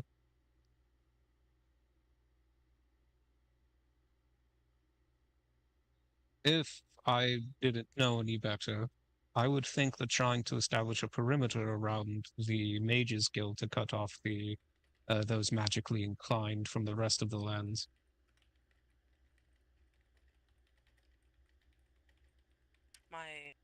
My worry is thinking that far up north is the Hollow Ridge. Hollow Ridge cannot defend itself, and I think getting them to move is going to be an actual, genuine struggle if it comes to that. Yep. I think it's pretty clear that if we don't figure out what's going on with Kindlebrook, we can fight undead all day, every day, and still get nowhere. I would agree. Correct. Just out of curiosity, has anybody checked out any of the islands? Me and Doll have. Right. And All of them or just a few of them? All of them. Alright, and nothing suspicious on any of them. Nothing apart from a pirate cove. There are just a few ruins that are under the water. But nothing too ominous. Alright. Well, that knocks that one out for me. Thank you. And if need Good be, we'll thought, though, continue to Grant. check out there. I think just south of Galehaven in that ravine is the furthest south I've seen any undead like that, or miasma or anything. The entire south is pretty, clean. Unfortified and wild. Well, you would think that if you were trying to raise an army, that'd be a perfect place to do it. There are people living down there, It's not uncivilized, but... Yes, there are a couple encampments of locals that would rather stick you with a sword than speak to you. On those islands to the south, I ran into a couple of them. In the interest of not giving the enemy more soldiers, left them unmolested, but if their defense is a large body of water, it may be subverted that rather easily if the miasma can just appear wherever, whenever, and have hordes of the undead crawl out of it. The small encampments of those tribals might be added to their ranks. Granted, I feel like we should prioritize our citizens than the ones that live outside society, but that's just me. Well, it's not exactly true that the miasma can just pop up anywhere whenever it wants, right? It needed something. New Bastion, something happened. Whistleclock, something happened. I would assume at some point at Galehaven something happened for it to appear. What makes your life more valuable than theirs? I'm gonna keep on saying it like over and over again until I'm blue in the face. There's an old man running around screaming and is caught doing rituals. We really need to catch this man and talk to him as much as we can. Yes, some people think he ain't gonna say nothing or, just ask to kill him, but no, we need to actually catch him and see if we can get any information out of him. We just need to be able to run faster than wind, Granny. I know this motherfucker is extremely hard to catch. I know every time I see him, I chase him, but it's really fucking hard. We need to bait him and trap him somehow. You need two people on horseback. 2 people on horseback. Trying to round him up. Yeah, but being on horseback when he, randomly shows up it's been, ugh. Well, I will only say, I guess it's a time to, if you like your horse, live on the back of it. I don't even know if you would be able to catch him on horseback because he just goes up mountains. I don't know. He does. He's literally everywhere. Climbs up, goes down. Start putting bear traps in bushes. Where Has has anybody he seen the most? Are there specific areas he tends to be seen, or is it just really quite random? The last time I see him was running past here, and then he went up above Tinkerglade, and we lost him in the mountains up there. Yeah, to my knowledge, he's been seen in different spots. He's been seen in the snow. He's been seen in Tinkerglade. He's been seen... Yeah, he's been followed all the way to around the Cursed Lands. He's not been anywhere south? Not to my knowledge, unless if someone had seen him there. Well, that tracks. Has anybody else heard this old man speak other than Nala? Like actual words other than the screaming? No. I've never even seen this individual. I only know Nala had reported to me that she had spotted him outside of Lunareth Falls. Yeah, right next to the river in Lunareth Falls.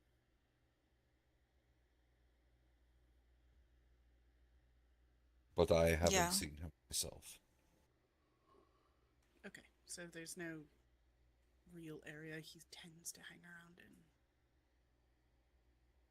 Sounds rather sporadic to me. Yeah, I saw him running through Hollow Ridge. So it's very sporadic. Well, he gets around. That he does. with what Nala be saying, with him, saying the words of pleasing his master, or his master would be pleased because of seeing undead, I assume this old man has something to do with a lot of this. I fucking hate pain. I'd agree. He's taken Mhm. Marduk's No, idea, that is conquering the world with pretty undead. incriminating. Could this individual be responsible for Maybe I should be proud. laying the groundwork for this miasma to prop up? It's what I've been saying for weeks. I've been saying this, and so is Nala. They wouldn't let me actually play my Marduk. I suppose the Well, we possibility is there.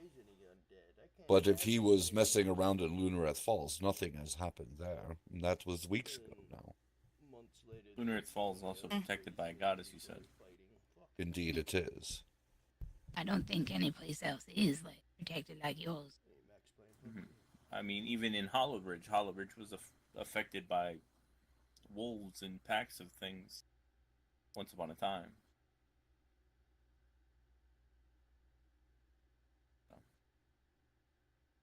Yeah, which we know that hasn't been a big issue as of late. And I do remember the Minotaurs did tell me before that they had wolves around and their numbers were getting fewer. I wonder if it's related to what Ru had been told by the Mages Guild, that they might be being pushed out of their hunting grounds. By what? The wolfkin. Sorry. I'll go for what was said to me. It was suggested that perhaps where the Iron Bastions stand, that may have been the previous hunting grounds or pack grounds of the wolf kind. Because, and I go off that also because there was a bear that we went on a hunt with. They kept we were following it was following the scent of a wolf that had shown up at Granny's. So they were trying to track it, and that bear kept taking us in circles all over the cursed lands in that exact area around the Iron Bastion. And boy, these people are really bad. It kind of made sense that they're pushed out of if their lands, they're in the east, why they're being seen so far in the west, because it's uncommon. They've never been seen in Hollow Ridge, as far as I understand. So they're trying to obviously keep their pack alive, and probably trying to find somewhere to hunt again. Which is why we haven't seen them as much either. I think because they're settling somewhere. So, with that being said, right? You go Iron Bastion, right? That's the bad. That's all fucked lands, undead, right? That's where the wolves were. They push up north. They're becoming a problem for the Minotaurs, which makes sense. They push out west. They keep pushing out west because they're not going to deal with the dwarves, and they're going to keep pushing out west, where the undead are keep continuing to push. Then they're up over by Hollow Ridge, because now even by Galehaven you've got undead. Now these wolves are old news, so I don't know how relevant that's going to really be. But if you follow these wolves being an issue, you're going to know where the undead were or going to be. Right? Because these wolves are going to move away from them if it's undead being the problem. If they are moving away because of the undead being rising, then wherever the issue of the wolves would be arising, it means, Well, it would mean that the wolves would become an issue in the next area that the undead are going to end up, because the undead are essentially pushing them out of their area over and over again. Well, not necessarily. I don't think the undead would be following the wolves if you see it that way. But maybe when the wolves do... Yeah, what I mean is that when the wolves move out, wherever they are, then maybe because they have sharp senses and they start sensing whatever is happening with the undead coming to the place where they're at. That's why they move. I want you to think about it like this. If there's wolves at Galehaven, and then the undead push the wolves out, and they're attacking and killing and slaughtering and doing whatever, there's no food. They're going to go up north, they're going to go find the next spot for food, right? The undead, if they're moving north, are going to see those wolves again and push them out, because they're going to do the same thing. And those wolves are going to continue up north. They're going to end up in Hollow Ridge, they're going to be a problem for the people in Hollow Ridge before the undead do, because it's a cause in. You know what I'm saying? No, I understand. I have a feeling that the land is reacting. I think obviously with the pack being put, but I know that where Mars is at, there's treant activity, right? As if they're not being purposely aggressive. It's almost as if they're getting bullied around too. Like I wonder if the movement of the land is itself a kind of sign. The trees picking themselves up and trying to leave, so to speak. The animals trying to move out of land that's tainted. I mean, I wonder. Shane, I really appreciate that. Oh, I mean, the shaman did speak of something called, I believe, the forest spirit, if I recall right. The people that were there can correct me. And he kind of warned of not pissing it off. Oh, I heard something about that as well, yeah. Yeah, you were there, Granny.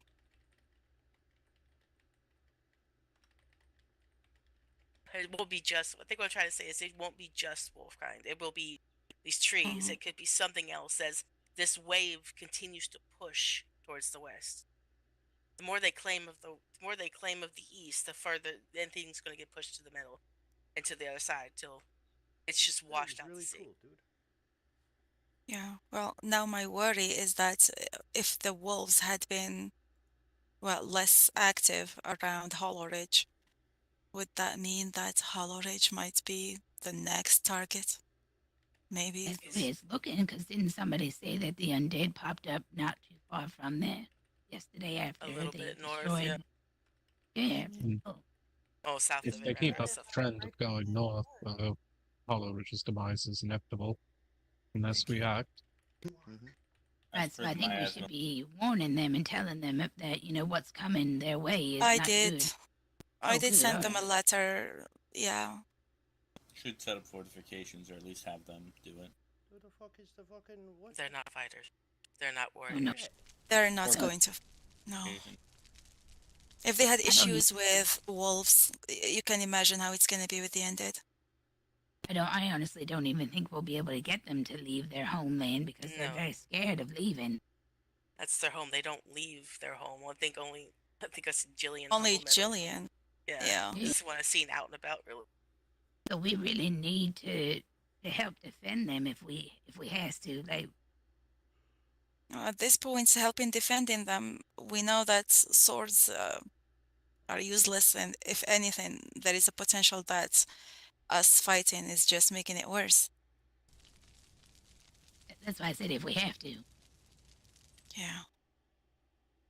There's no harm in So- them fortifying at least their town while we try to figure out what the fuck to do next. They don't have to fight, they can just... Yeah. Log palisades at least. Slow it down, at the very least. Yeah. That's what I'm saying. There's someone over here with a very quiet voice trying to speak. Yes. All right. Sorry. Has the undead been seen around Hollow Ridge? They're Not headed to my north knowledge. From Galehaven, which is in the path of Hollow Ridge. And Whizzleclock is north of Galehaven, and they've popped up there. All right. I understand that the dwarves had a crown jewel stolen from them, and Alexander and I went and spoke with them yesterday to tell them about what happened at Galehaven. I'm not sure if you guys are aware, but the undead have been encroaching closer to...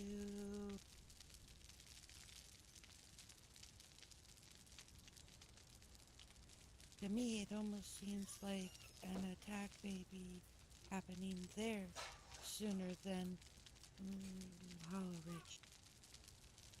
Agreed. Yeah.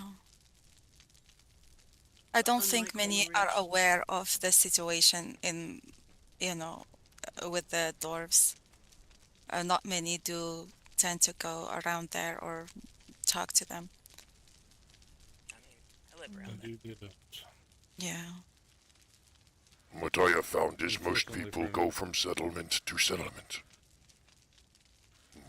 more explorers.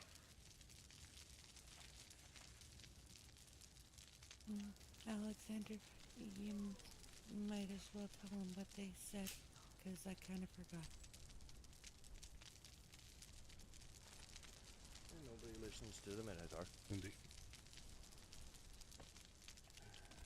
Speaking with the dwarves, they are much more capable than what Gilhaven was. They are prepared, but judging by what we saw at Gilhaven, they're still going to need assistance. I know we have a lot of theories and thoughts and ideas in this room about how this miasma works. This necromancer entity.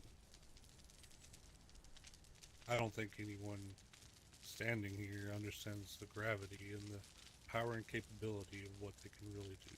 If they can take an individual and pull them through thin air across the lands, they can summon the undead at your feet in hordes that you cannot fight against. It doesn't matter if it's miasma or not. We keep trying to make speculations about where they're going to go. We know where they're at right now. They are in the Cursed Lands. The dwarves have lost a crown jewel that is supposed to be a means of defense for them from the undead. Speaking with Galehaven, they had a magical horseshoe of sorts that was lost. I'm not sure if Lunareth Falls or Peacekeep, either one, are missing anything. I'm sure there's another piece that was missing that I'm not remembering.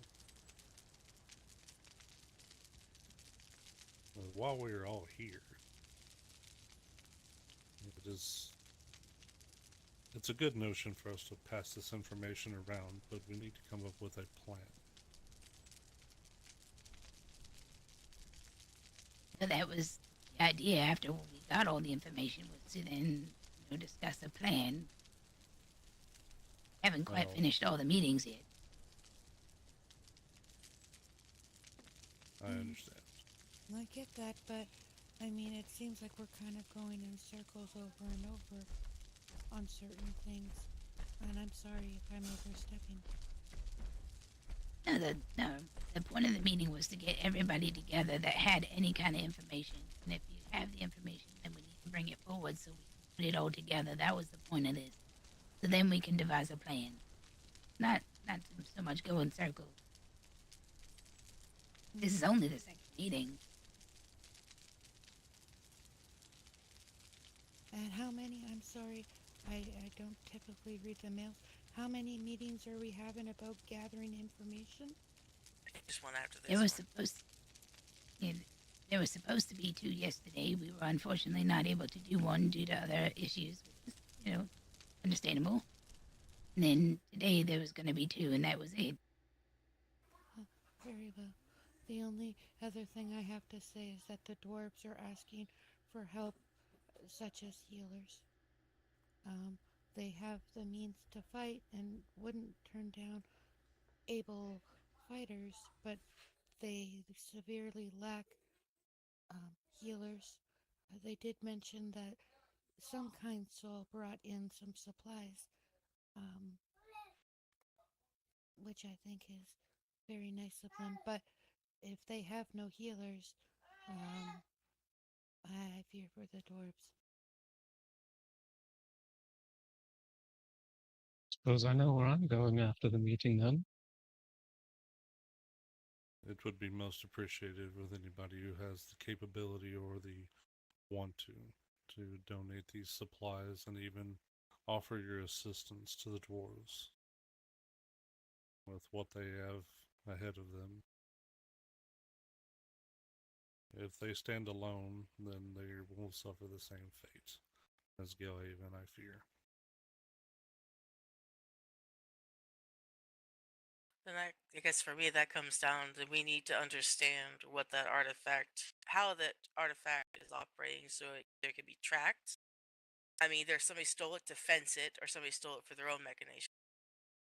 So if What's it's potentially putting off undead or defending off undead, then maybe there's something magical that can be located about it. I'm not sure. Without knowing more, it's about as it's going to be not very helpful to go somewhere like Wavecrest and say and try to track it down.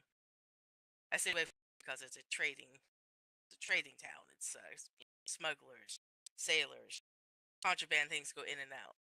I would assume there's a fence down there somewhere. You know, that does pose a question.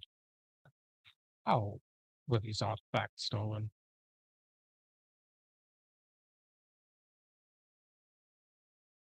If an entity is capable of just making them poof out of thin air is one thing, but if somebody were to infiltrate where these objects were held and take them, that's another issue. I mean, all it needs really is to have a puppet, someone that they, can do their dirty work. Somebody physically broke into the mayor's at least and took a whole bunch of stuff, but it was Alexander probably with me, likely to mask the fact they took the shoe, the glowing shoe. So they masked it as a burglary. So whoever it is at least doing it possibly physically. Let's see.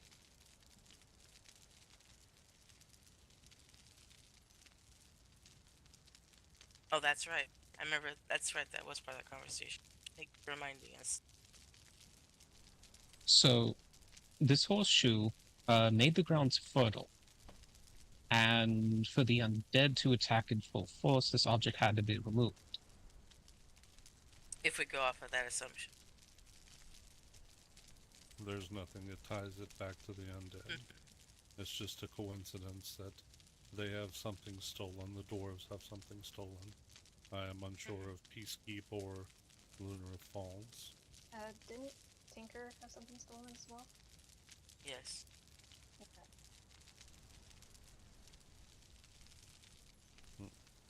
Also, last night there wasn't anyone at Galehaven defending it, right? No one. Well, who found out about the undead? Because if they had somehow stirred it...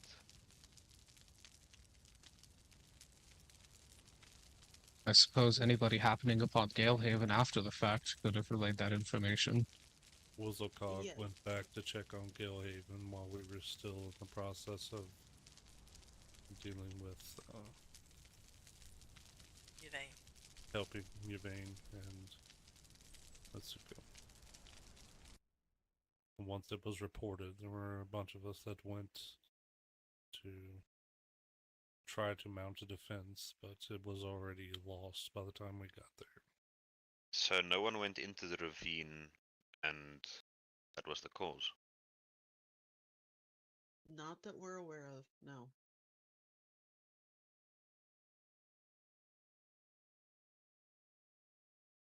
It is a notable fact, though, if no one was there defending the town, that, what happened, happened. Just something to keep in mind. Alexander, did you not say the last few nights before Galehaven was no longer Galehaven, that the undead have been slowly encroaching up further and further towards Galehaven? Well, they had been pushing further, closer to Galehaven from the ravine in previous nights. And the night that we were Josh is fun. speaking with the mayor, they had moved to the top part of the ravine, able to be seen from the carriage itself. And then the night after that meeting, they were pretty much at the carriage. We were fighting them at the bridge.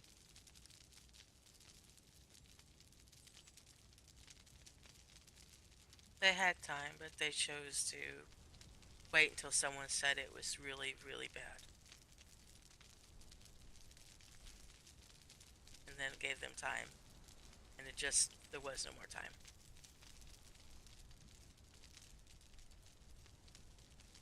That's just the truth of it, but it happened because we all distracted. That's not to blame, and it was gonna happen, it was gonna happen. Really? Like Mira said.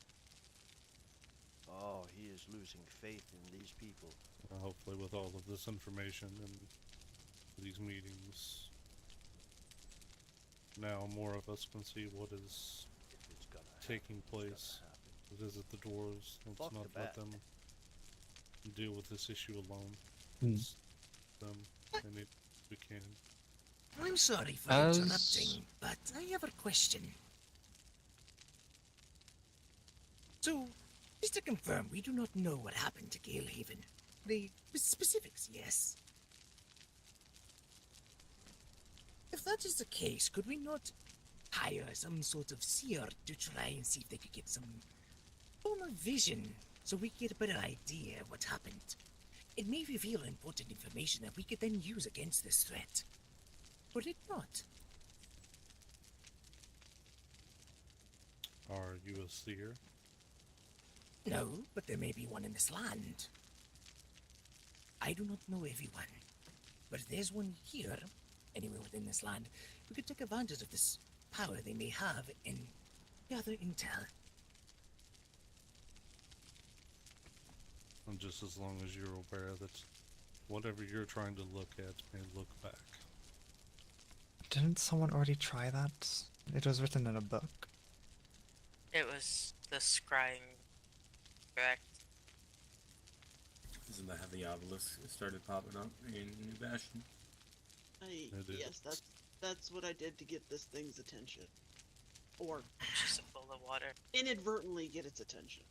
Next to the same sign as that eye.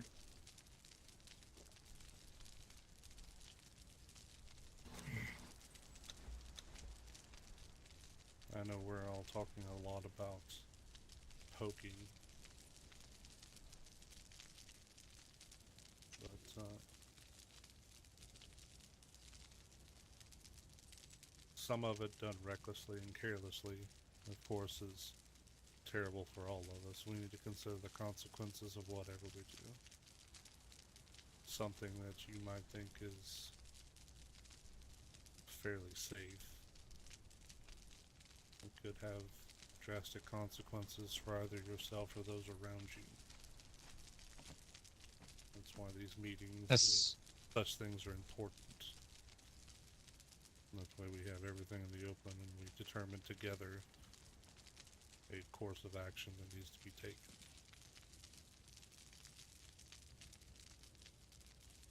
From what we discussed as far as short-term goals go, fortifying Hollow Ridge with a wall is one of them. Providing medical supplies and medical attention to the dwarves is another one.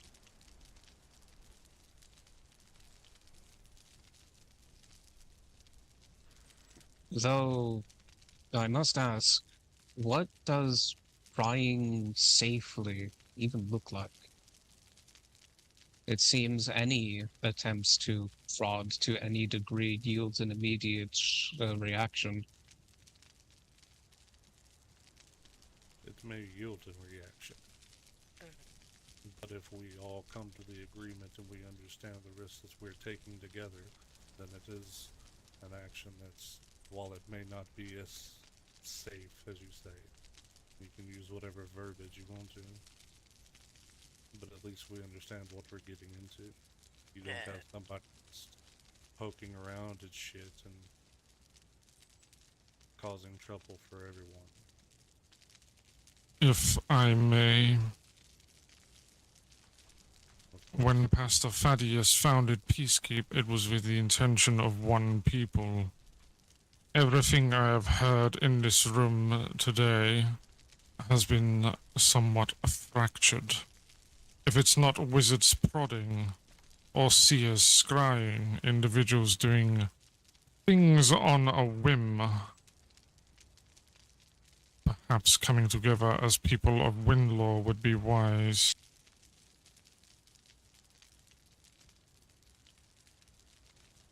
I would agree with the Reverend. Like you came together to protect the people of Galehaven.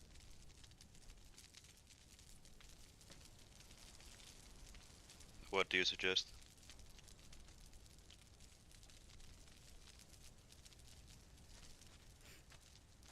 I know Vaskin has been trying to pull people together, identifying individuals that are fitting for roles. Perhaps write to Vaskin and see if a council at least. The fuck?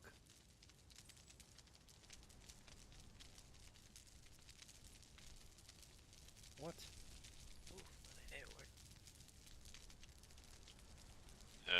With all due respect, isn't that more or less what we're trying to do now? Perhaps. But I have a sense that even after this, some individuals may still continue to prod. Oh, definitely, but what would the council help? I think that might be a good step towards organization. If we know what's being done by certain individuals, we're able to divide our efforts more effectively. No. No. If we have a catalog of individuals with certain talents, we could even set them on specific tasks that, as a council, we deem necessary. Nope. Nope. Council's Or we will go in circles again and another Galehaven will happen. Fucking council.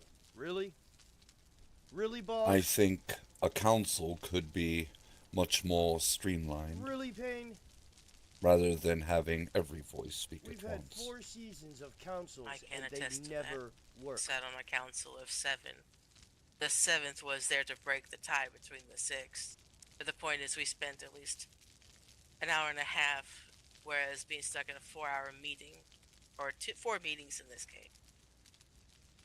But the point was, we had representatives. We had these 6 people here that were there would represent regions at the time. They spoke to their people, they listened to what their complaints or concerns were, and they would bring it to the table. And we would discuss those things, and we would reach out with each other to those places to try to help with those issues. It worked in its way. But things can only work if people want them to work. That is key to it. To the point is, it takes everybody to put their hand in that, to speak up when they have a problem, not hide it, not go behind a closed door when you have a complaint. Bring it to somebody who will speak for you that you trust, who will portray what you're trying to say, and people can hear it, and people can try to find a way towards that. Seen it, but that's just me. This is gonna be a joke. Having a hierarchy to delegate to would take weight off of the individual.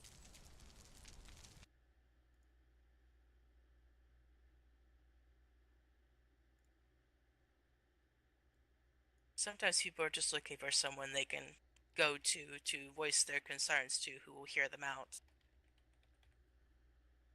I mean, there was a very popular lady on our council. She had a lot of visitors to her house. She was very sociable. She listened to her people and brought a lot of things to the table. She did a lot of things I was terrible at doing.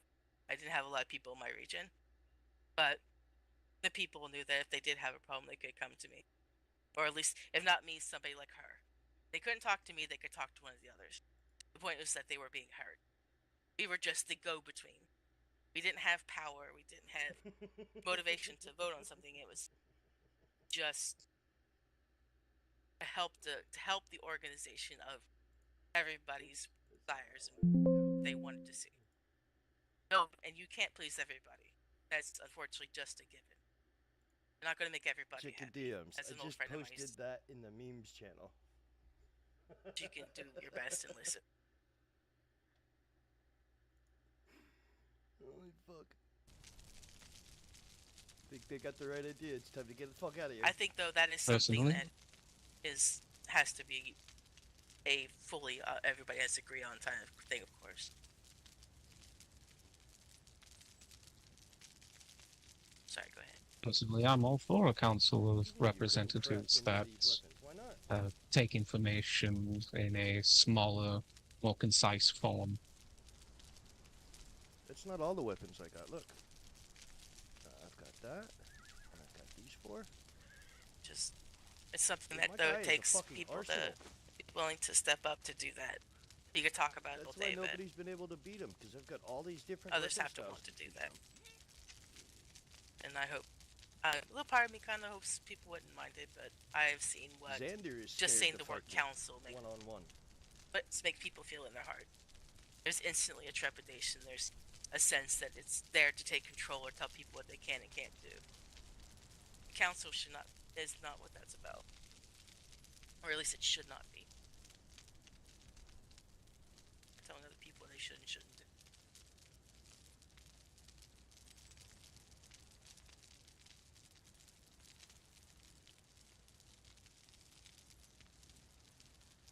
Any voices in opposition of this notion?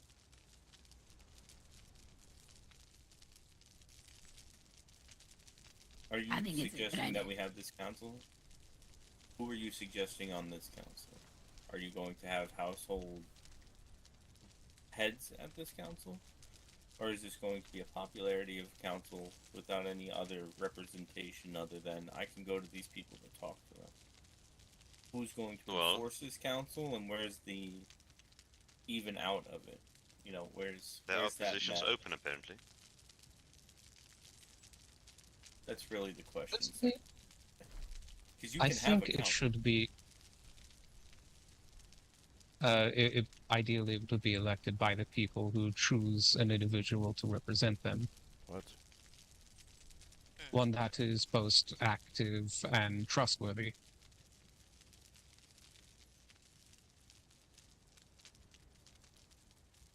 I don't disagree. You just need a check and balance system with it if you're going to do something like that. Okay, sorry. And I mean, ultimately, yes, a council. If a whole council tells you we're not touching that, and then everybody says we're not touching that, that exactly means we're not touching that. But if it means, hey, we're going to poke at that, then everybody needs to be on board to poke at something. What it sounds like is you're creating the hierarchy of maybe not necessarily Here's a bunch of frogs anything riveting. more than like a systematic government. Talking, more talking. Okay, as an example that I had while on council, the council that I sat on. There was a war. Somebody wanted to create a gateway to allow people to escape to leave the situation. They came to the council with a proposal to get their approval. But for us, it wasn't really about approval. It was something we wouldn't have approved of, but we would not have stopped him from doing it. That was not our place to do. If he wanted to bring it to us to talk about having to help him with it, that was something we could not agree was in the best interest of the situation. But like I said, if the PE gone out and the people had agreed to do it, we would not have condoned them for doing so. That was their choice. The point is sometimes some people want to run an idea and buy people to get a majority bit of support. But people will always do what they want to do. But if you want to have people at a table discussing your concerns and bringing them and talking about them, then that's what that was there for. It wasn't to tell you, in this case, to tell you not to open the gate. So you're suggesting it more as like an advice group of this could be a good thing, this could be a bad thing. You probably shouldn't do this. You probably should do this. Kind of like that. It's more like a discussion than anything, but we were not meant to be, in our case, we were not meant to be the law. People wanted us to make laws. People kept pushing us to make laws, but that was never the point.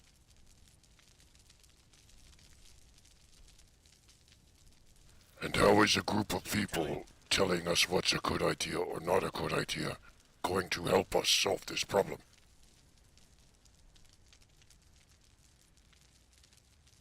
I mean, it might avoid a meeting like this where we sit on in a circle telling what's a good and what's. I mean, it's the same thing.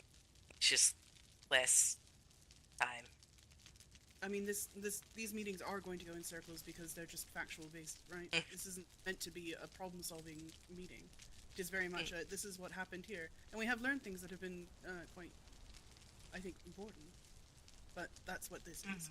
I don't think sitting around a table is going to solve problems, honestly. I think it is, unfortunately, going to be causing problems.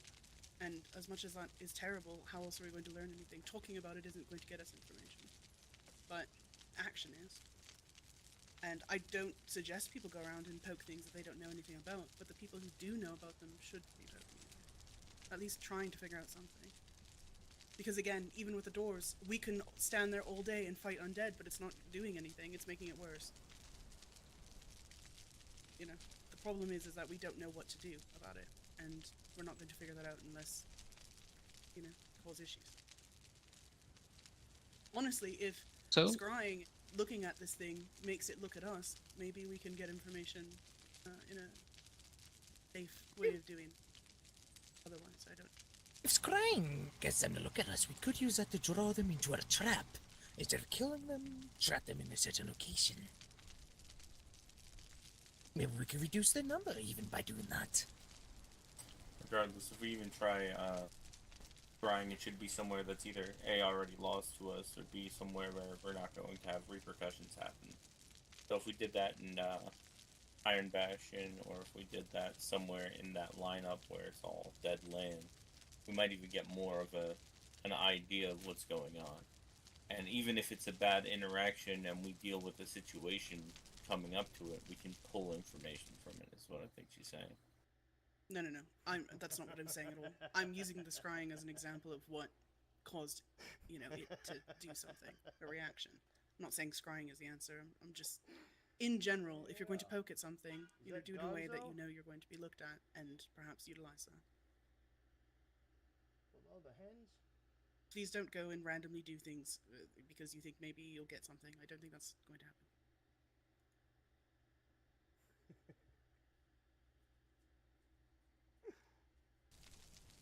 I think the utility of this council would be to organize who's doing what. Notifying people of your antics is something that I might overlook from time to time, and that has yielded very negative results for me. So I, for one, am in favor of a council dedicated to organizing efforts and electing the correct people to do certain tasks. Cluck. Would it benefit if representative from one of each house? So, for example, if we have 6 houses in here, one from each of them be part of council, or would it better be beneficial to be selected? Representatives from each household will cast the widest net. People in large groups could elect their representative of choice for this council. Not to cut anybody off or to cut this conversation short, but from what I understand, that gentleman yesterday is trying to get this council together.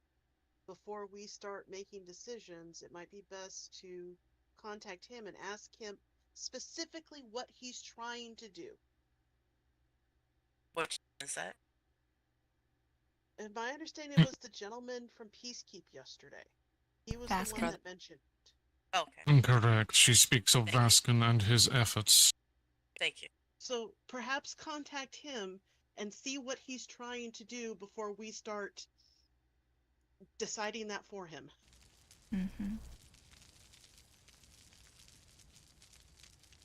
A representative of Peacekeep would be ideal on the council. If his idea coincides with ours, I see no reason to deny him. Well, it seems that we see, like, there were two different examples given for this council. Rue was saying it's more information sharing, organization of that information, and advice, whereas I think you were saying deciding who is proper to take on specific tasks and delegating who gets to do what. But he's having second thoughts The about verbiage was who should do what, but I see your point. I think about more or less that, well, I guess you could say that table is more about who could do what. It's discussing who has those capabilities, who has that, just who's able to assist. Obviously, what they have to know what others know. So it's the whole point of the information sharing part. Can't encourage somebody to do something or have a representative encouraging your neighbor who knows how to do this to do something unless we know what they do. Or maybe they haven't thought about it or been asked about it. We're there we were there to talk to people, honestly, but also hear them out, hear what they were saying, what they wanted most of all. Like I said, you can't please everybody. But you try. How is having a council any different than having meetings like this, though? Like, if I'm not Smaller, saying more everyone, organized. well, this is small and organized. You know what I mean? Like, you might not have that specific person available at that point in time, but somebody else might be able to come for them. I would like to think that most people are capable of handling themselves in an environment such as this, which both these meetings have been, fine.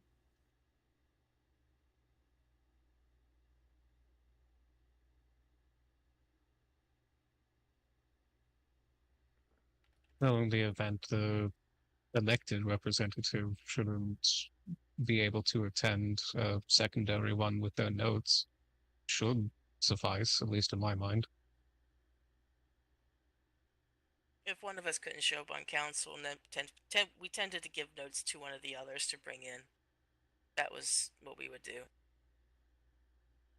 But you're saying you want one person, let's say from whatever, let's say regionally, right? Let's just say that way for now.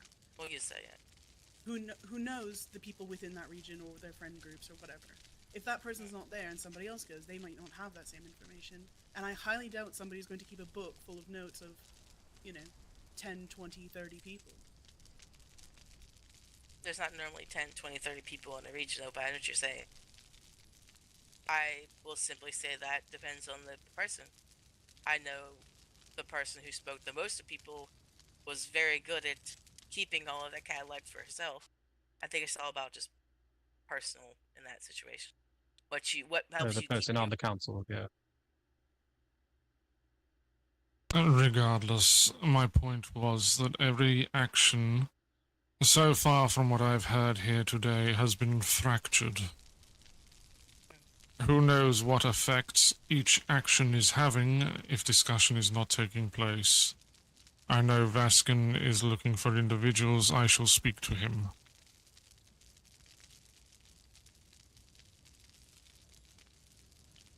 With that, you'll have to forgive me. I have other affairs I shall need to be present for. In fact, it is almost that time. Travel would you like safe. to conclude for now? And come back Bye, later. As far Take care. Thank you as for the coming. agenda walking away from the meeting goes, Hollow Ridge needs fortifications, and the dwarves need medical supplies. Well, they need healers, not just medical supplies, to my understanding. Yeah, exactly. They're hoping Yeah. that healers would make themselves known to them, to the dwarves. So if they need to call upon them, they can. That is, if people are willing to do so. Was there As- something somewhere with knowing who to contact in regards to that? Alexander, what was his name? The one that's really short and made me drink the nasty ale.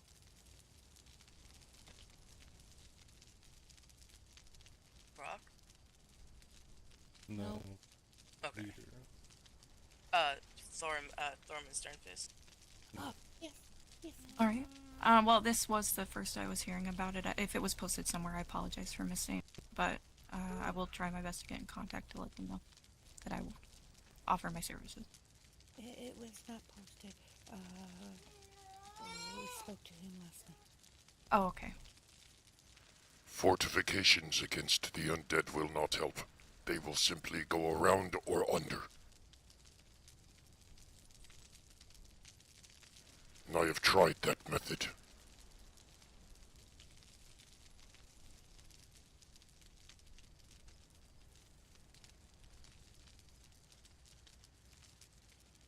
There's one thing. Some wards or something, I don't know. Oh, speaking of wards, that was actually my point. I have some crystals that Lumi was meant to drop off by my tower that absorb magic. If we're able to sort of figure out how to channel the sun through these, we might be able to test whether or not the sun's presence does affect the undead that prop up out of the miasma, though this can easily be thwarted through having the undead appear away from them and then just walk up to it. Well, you don't think things through, huh? Okay, yeah, you So, capture Rue, sunlight in... didn't you have an idea? Now that sunlight is now I want altered to put it on paper to the first before I crystal's regurgitate it. It's not the Very original well. sunlight, so it's not going to have the effect you're looking for. It's a big brain idea, and I want to make sure I'm thinking it out. That is incredibly rational. Perhaps the second meeting today you could bring it forward. Spellcaster this season. I'll think about it. But no, I'm playing a big Depends on- dumb Oh, lot. please do. It sounded like a really good idea when you Ed ran it by us. Got it. Thank you, Granny. Thank you, everyone. Travel safe. Can you give us Take a care. quick rundown on this idea?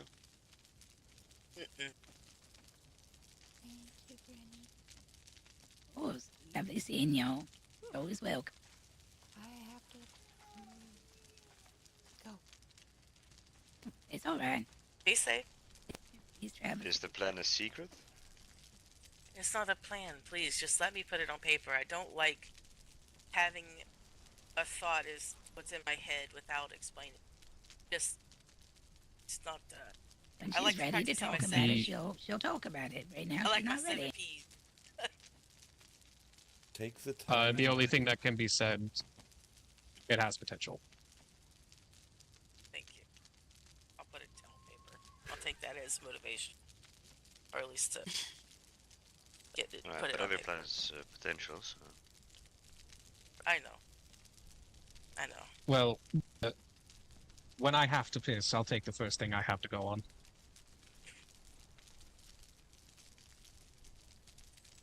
Damn.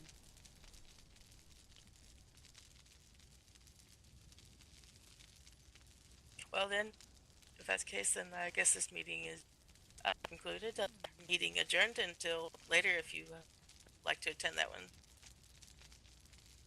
I think it's probably a good time to settle for that. Very well. Got some medical supplies to drop off to some dwarves now. Thank you. Thank all of you for you showing some up.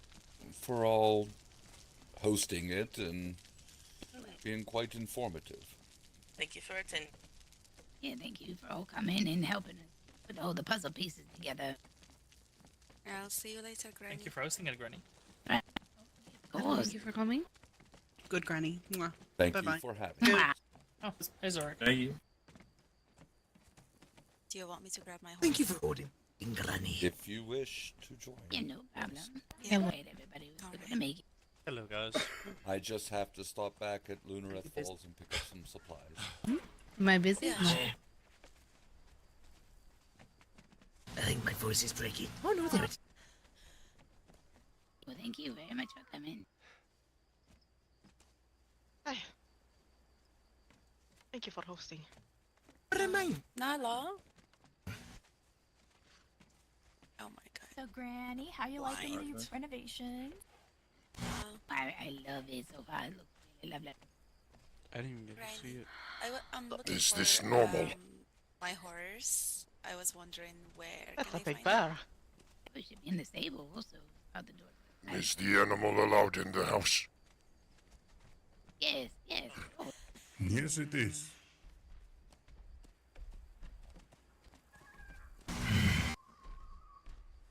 Correct, a large bear. Rohan, do you want to see what Kenshi's got working on? Sure. Remind me, do you have access to healing key or magic? Hi. Alright, I'm just not that good at it. that's fine. So, Get you some training. Perhaps we can get some assistance. Give it to the dwarves if they need it. I got some medical supplies. Alright, let's head over there then. I need to be getting back to my town to retrieve mine. I will also be there in the dwarves' place shortly. I thought I had seen somebody over by our building. Good to see you two again. Likewise. Thank you for the hospitality. Information was Mm. beneficial. Yes. Alright, Good to see you again as well. thank you. And Unfortunately, oh, go ahead, go ahead. No, I was just gonna mention, as we mentioned previously, if there's any assistance needed, feel free to send a raven to us, and we'll try to get here as quick as possible. Well, thank you. Of course. I don't think I've actually met them. Hello.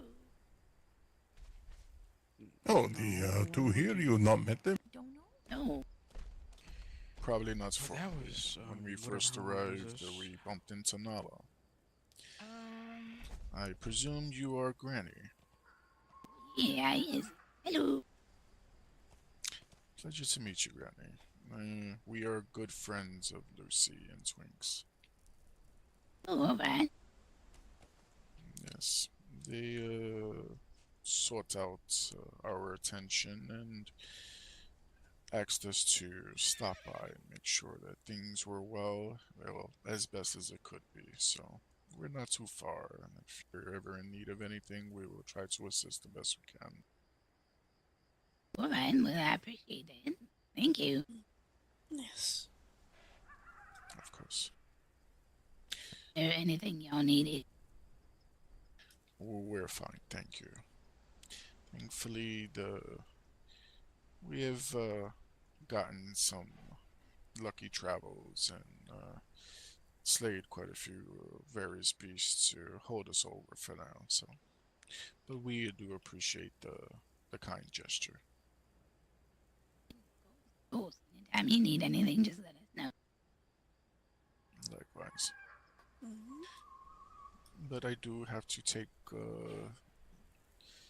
my partner to home. She needs to consume some foods and rest a bit, so... I'm sorry, you still hasn't told me your names. Oh, my apologies. That's what we did. My name is Mal, and my partner is Briz. Oh, alright, well, lovely Sorry to meet about you. that. Nice to It's meet you, alright. Granny. Sometimes, you forget in how the stuff happening, whether you've, made introductions or not. It's alright, that's why I said something, because I was really confused. But it's okay. Fair enough. I do apologize for not doing proper introductions. I have a lot of things that I'm pondering about, especially with the issues that seem to be arising in these lands, so... Oh, yeah, no, I many understand that. ideas. We are still getting caught up as well, so you're not alone in that. Fair enough. I noticed there seems to be a new structure being built? Is that a new type of fortification? Yeah, he's gonna rebuild the meat hole into like a keep and meat hole mixture to house everybody in the family and to try and keep it fortified because of everything going on, things getting all crazy. Need to have something.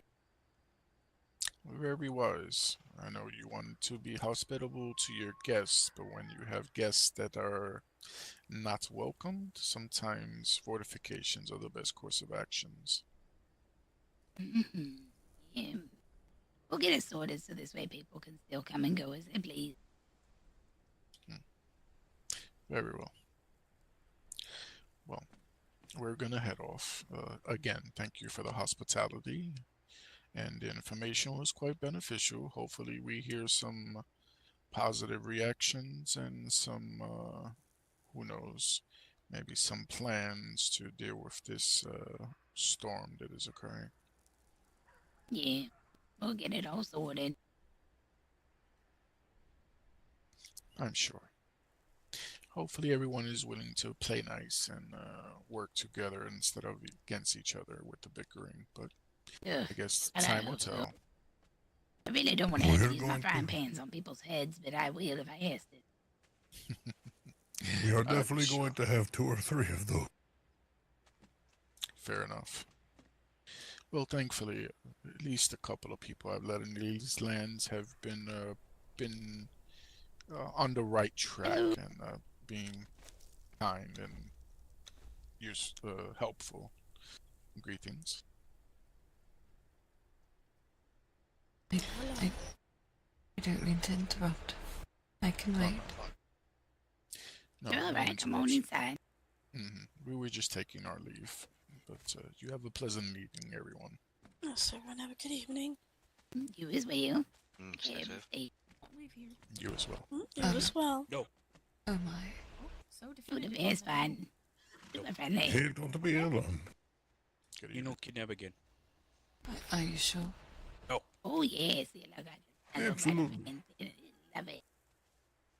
Rohan stays, and Rohan has ice. You can give her a nice pet. Yes, you have ice. Ice.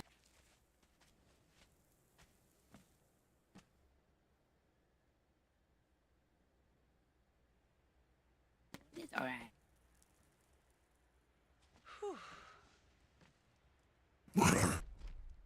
Don't do that. Don't do that. Don't do that. I'm so sorry. I'm so sorry. Don't I you had to. dare. He's fine. I'm so sorry. If he does that again, I'm gonna kick him right in his box.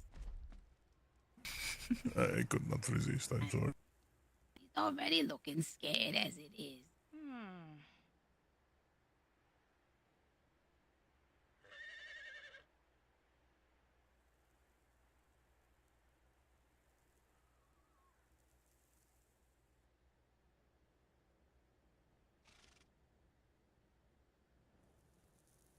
So I don't think I learned anything new at this meeting that my character did not already know. Well, yeah, there was one thing. Let's go back and Bear.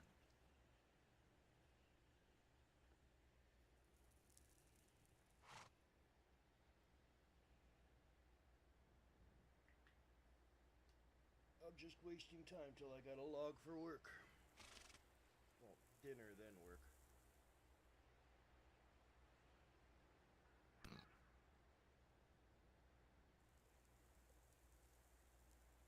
There you go. You see, not so bad. Oh, actually, Rohan, do you want to use this downtime to go see what that letter was for you? Yeah, sure. All right. We will be back. All right. I will be right here. I ain't going nowhere. All right. Love you, Granny. Love you too. I see you in a bit. We'll be back. You better. I was told to come and speak to you, Granny. I missed the meeting. I know there's another one. Oh, yeah. There's a book over on the table just down there. It has all the notes from the first meeting, and I know Rue is working on getting all the notes together from this one. And then she'll probably send copies out if you hasn't gotten one in the mail already near Birdcage. I don't do the ham. I see. Okay. Were people I'm well not a big ham behaved? guy. Yes, yeah, they was. That's good. I told them straight from the beginning, if you ain't gonna behave, I'm gonna whoop your ass and tell you to get out.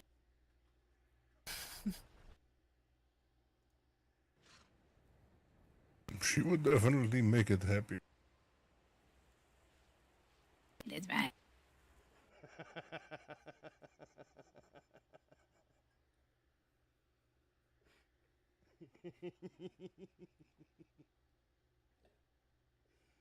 Fuck. May I go and look at the notes? Oh, of course, yeah, yeah, yeah. The fuck do you Yeah. want? No, I am not going outside. No.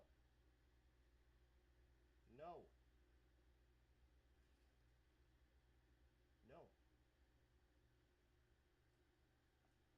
No. No. God There damn. are a few. I'll give you love, but you're not going outside.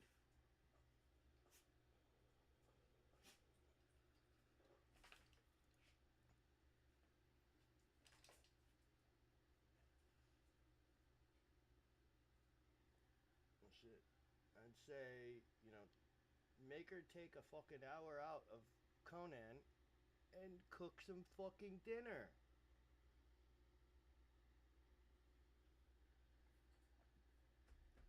Grab your groin and say, my liver, my liver.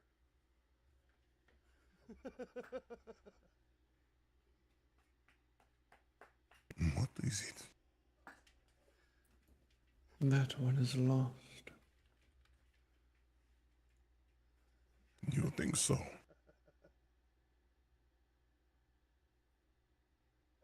Yes.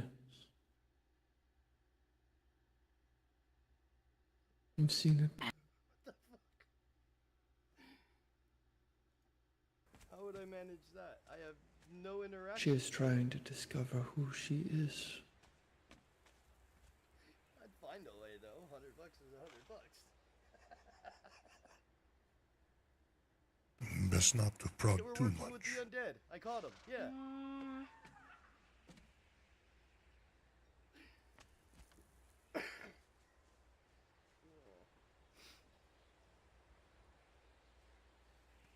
Should she seek guidance, give it to her.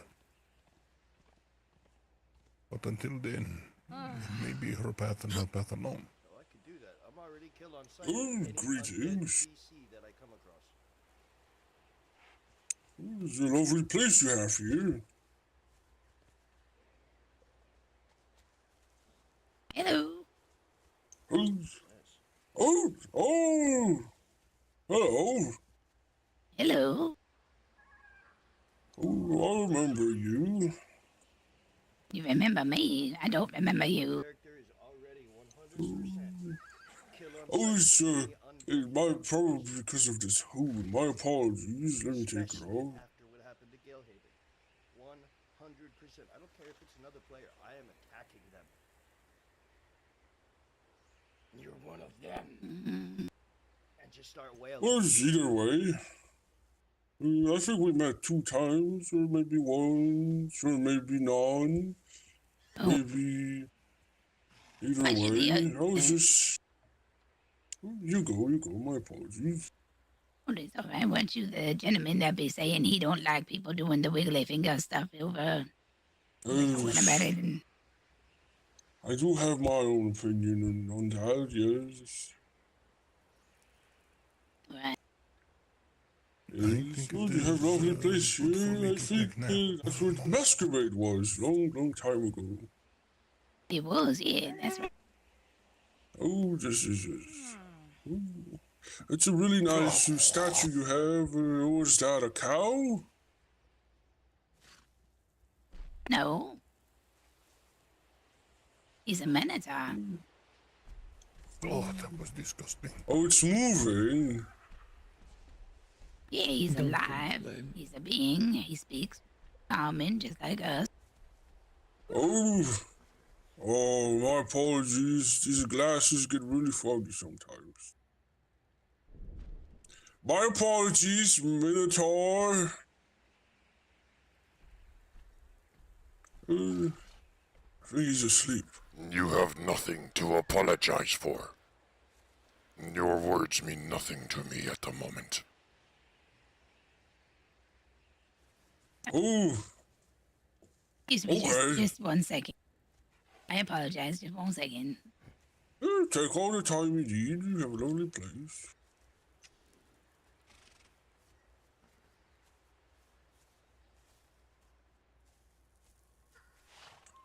Come here, Bubbles. Stand here so you don't cast rockets. Over there. Oh, yes, yes. I thought I heard you calling there. I got you. Hang on, let me put you over here. Just Oh, put I'm it sorry, down. excuse me. Okay. My hero. Can I move? Can I move? Can I move? Greetings, No, greetings. I cannot move. Oh! Greetings. Okay, hang on. Swinging. He's all right. He's just Yeah, having kick some me. moments. No, I'll take you over to the caravan and then bring you back. Throw me in the dirt and kick me on the ground. Let's go. Is he okay? He will be. Where is he talking about throwing on the ground and getting kicked? I think his legs are just a bit confused. Oh, this happens to me sometimes. My legs don't work like they used to before. It's probably because of the age. Ooh. They fall asleep sometimes and I feel like they move on their own and sometimes speak to me.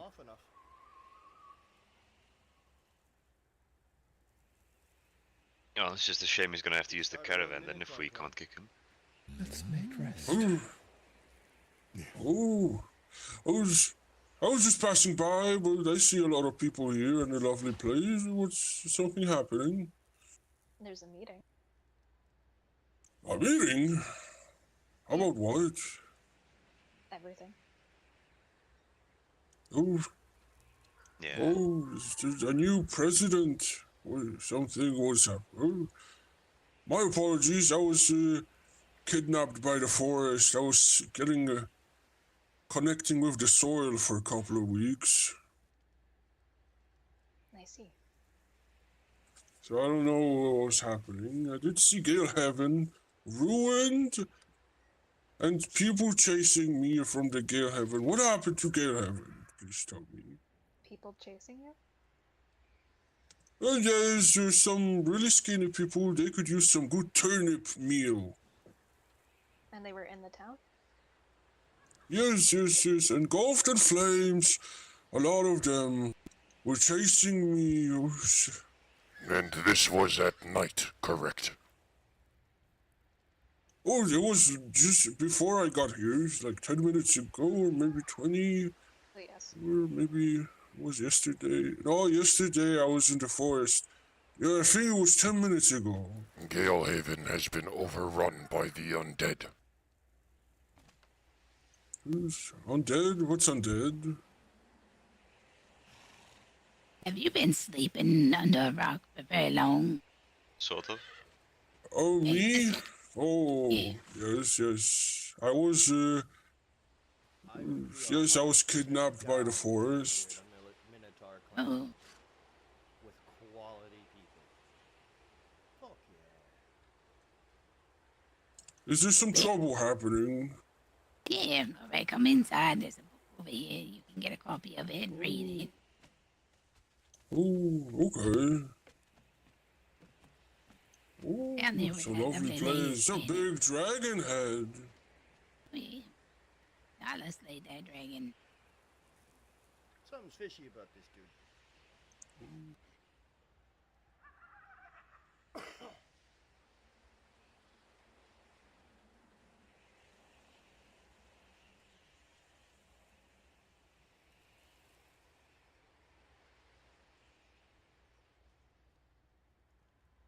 Now, the question would be for you, Chain. Would you be a natural-born Minotaur or a cursed Minotaur? Uh-huh.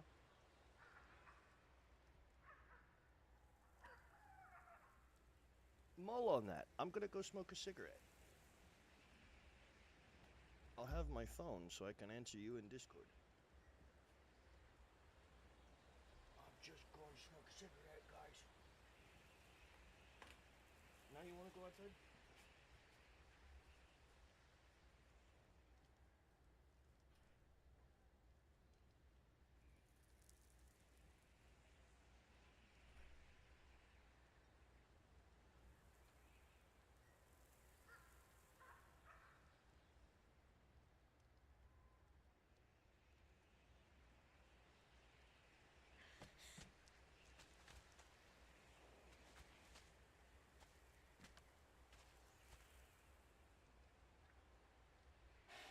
I want to know where my rug went. I'm a little upset that it's missing again.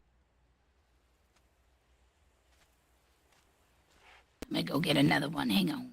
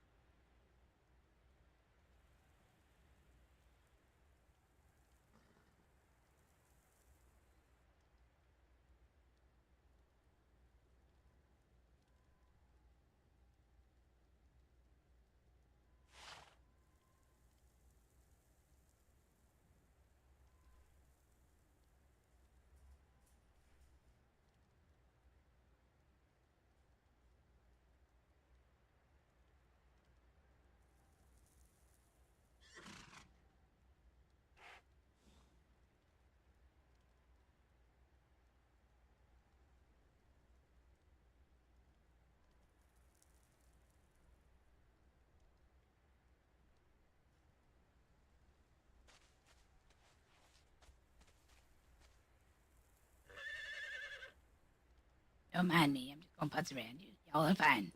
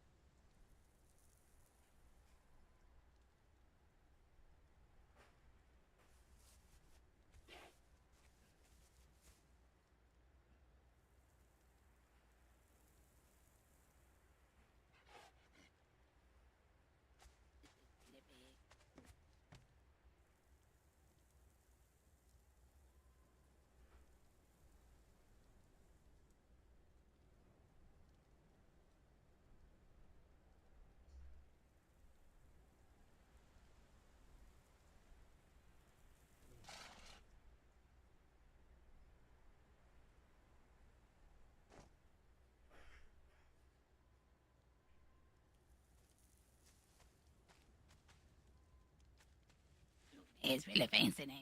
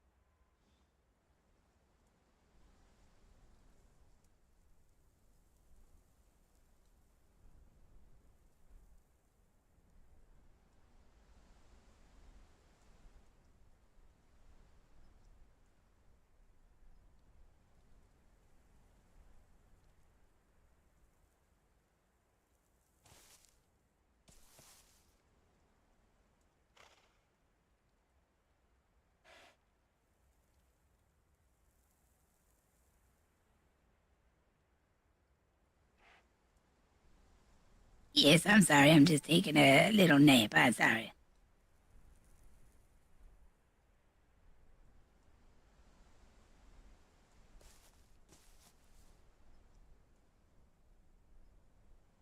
I know, I'm sorry. I'm okay.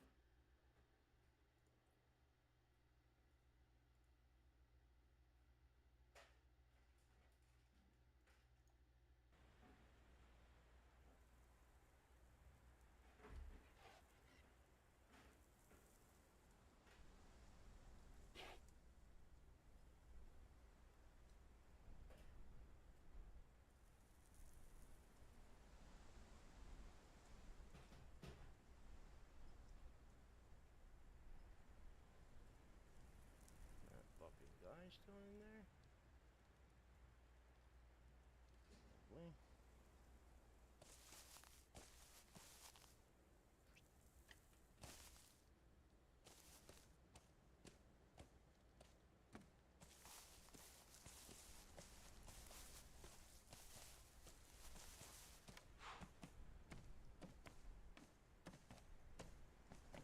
I don't know.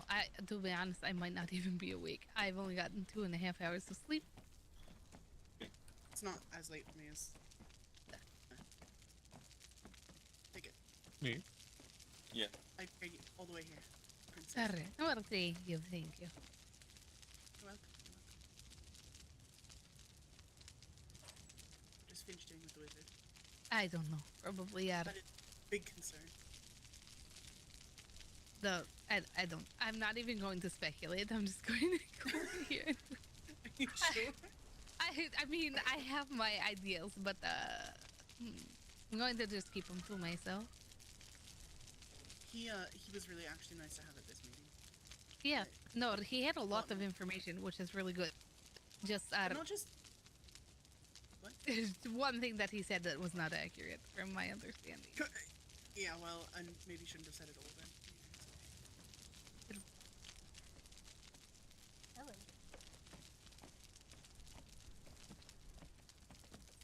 Hello. Oh, greetings. Well, I'm sorry, I don't think I know who you are. I don't know who am I either sometimes, but it's okay. My name is Boshadar. Our pleasure to meet you. Oh, it's a pleasure. What is your name? I'm Nola. I live here. Oh, it's a lovely place you got here. Thank you. Did you come for the meeting? I didn't see you come in unless you just recently got here. Oh, I was just reading that book Granny told me to read about some over there.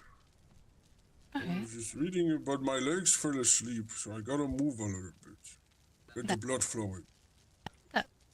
Alright. Well, get yourself comfortable if you need to. There's our couches and things, and when you get the blood flowing again. Oh, I'm gonna be taking a walk, and I do need to feed my horse Bogus. Oh, these bastards causing me so much trouble. Alright. When I turn them into glue. Oh. I did. I'm sorry I kidnapped Nala and I didn't say anything, and then I realized you might be worried because I stole her, but I stole her. It was me. I did it. It's my fault. The kidnapping is happening.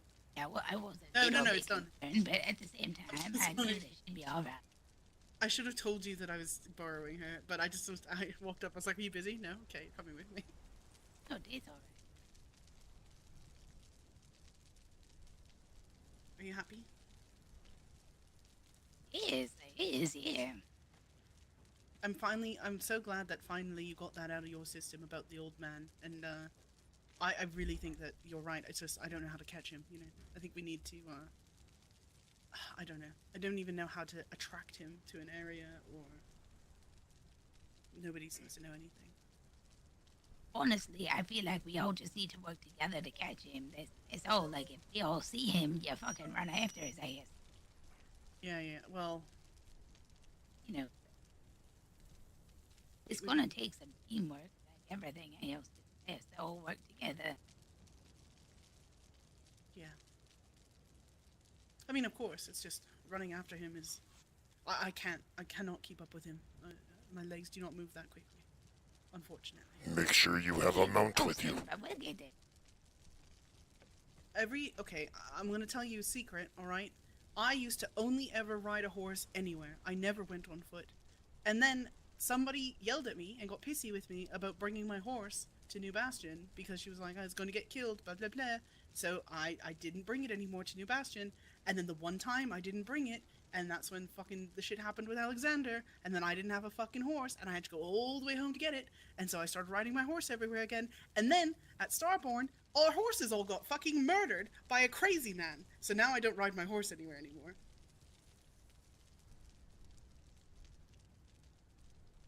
Every time I ride my horse somewhere, something bad happens, and when I don't ride my horse anywhere, something bad happens. I think bad things just keep happening, but regardless. So, in reference to that old man, am I honestly the only person that has ever heard him speak, other than just As of right now, yeah, everybody thinks you're the only one so far, but nobody's saying you're crazy or nothing. They all know he's crazy. No, literally, he is perfectly fine from a distance. As long as he doesn't see you, he talks to himself and says really important shit. Well, maybe that's the other. Maybe we need to catch him when he's distracted doing something. That's why I was asking, like, where he sort of frequented, which, by the way, has been towns. No, because I literally have found him in just out in the middle of nowhere.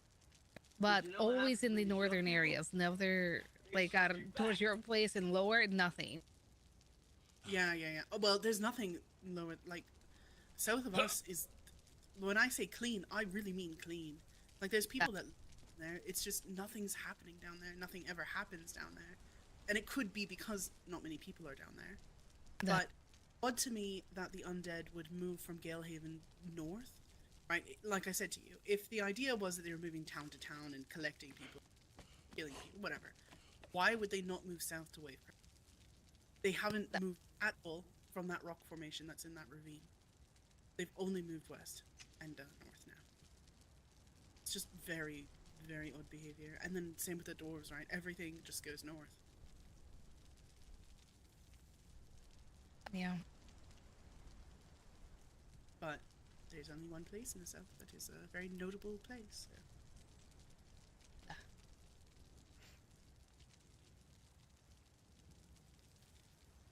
A place that also didn't want Galehaven coming, by the way.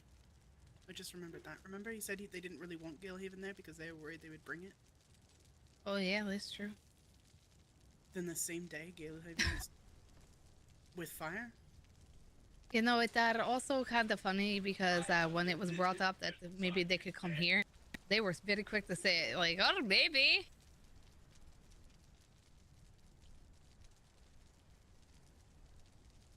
I fucking hate this. I hate this shit.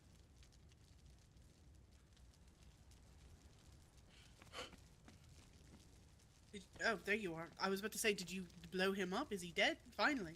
My prayers have been answered. It's good to know that I'm in your prayers. I don't pray.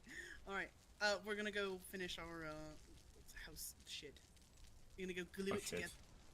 Horse hooves and... So, over the course of the meeting, I received... We'll come running. No, don't come running. It's yeah, fine. Just ignore him. Don't worry about it. You shut the... We will ignore them. Okay, bye. I received an anonymous note in my bird box over the course of that meeting, and I think I'm being challenged. Oh? Really? You mean? By who? So, let me just read this out really quickly. It's just a couple of sentences. Located at the bottom of the map, near the middle of C2, there is a site of ruins that someone lives on near a small pond. The lands do not feel good. Be careful when going in that direction. Thought it would be good to mention it in case something is going on that shouldn't be there. How am I supposed to take this other than a challenge? Somebody is setting me up here. Ruins on C2? I feel like maybe we should go and check this thing out. Wait, I do too. My curiosity is piqued. Yes, that's why I came back and mentioned it to you all. I'm done with the lone wolf stuff. It's blown up in my face far too many times. Wait, you said C2? Yes. C2, yes. And that there's what happening there? I didn't quite hear the entire thing. I'm so sorry.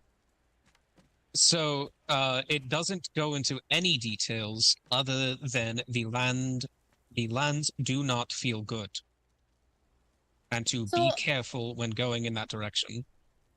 Right. Okay. Hang on. I think Oh, that's where don't leave until I come back. I'm pretty sure. Isn't that where?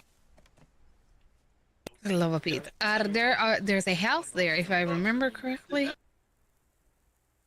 Yes, the pond in C2, I can see it on the map. It's detailed here.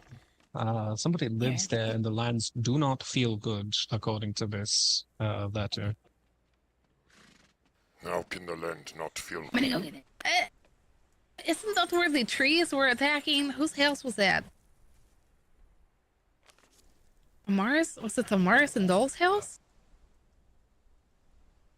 What's worse is it came to me in an anonymous note. There's no signature left on it. Oh, that's weird. Yes, and Amaris's house is in C1. I'm sorry, what? What was that, Rue? Thank you. Never mind. He answered. Oh, okay. C1? Yes.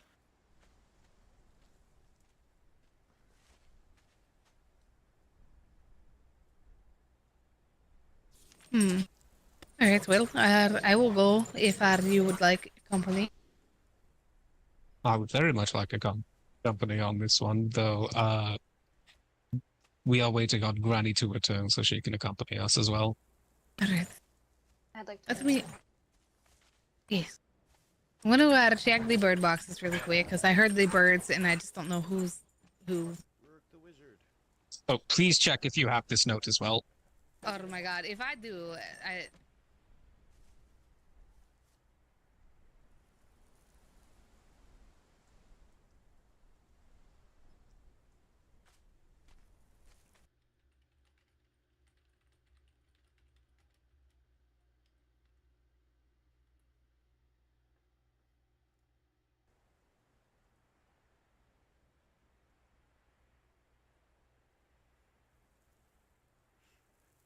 I will not be able to join.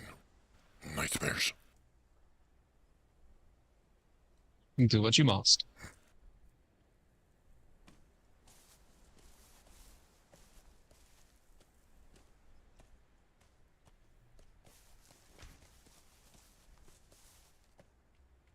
Yeah, that's gonna do it for me. Thanks to everybody who was watching. I appreciate it.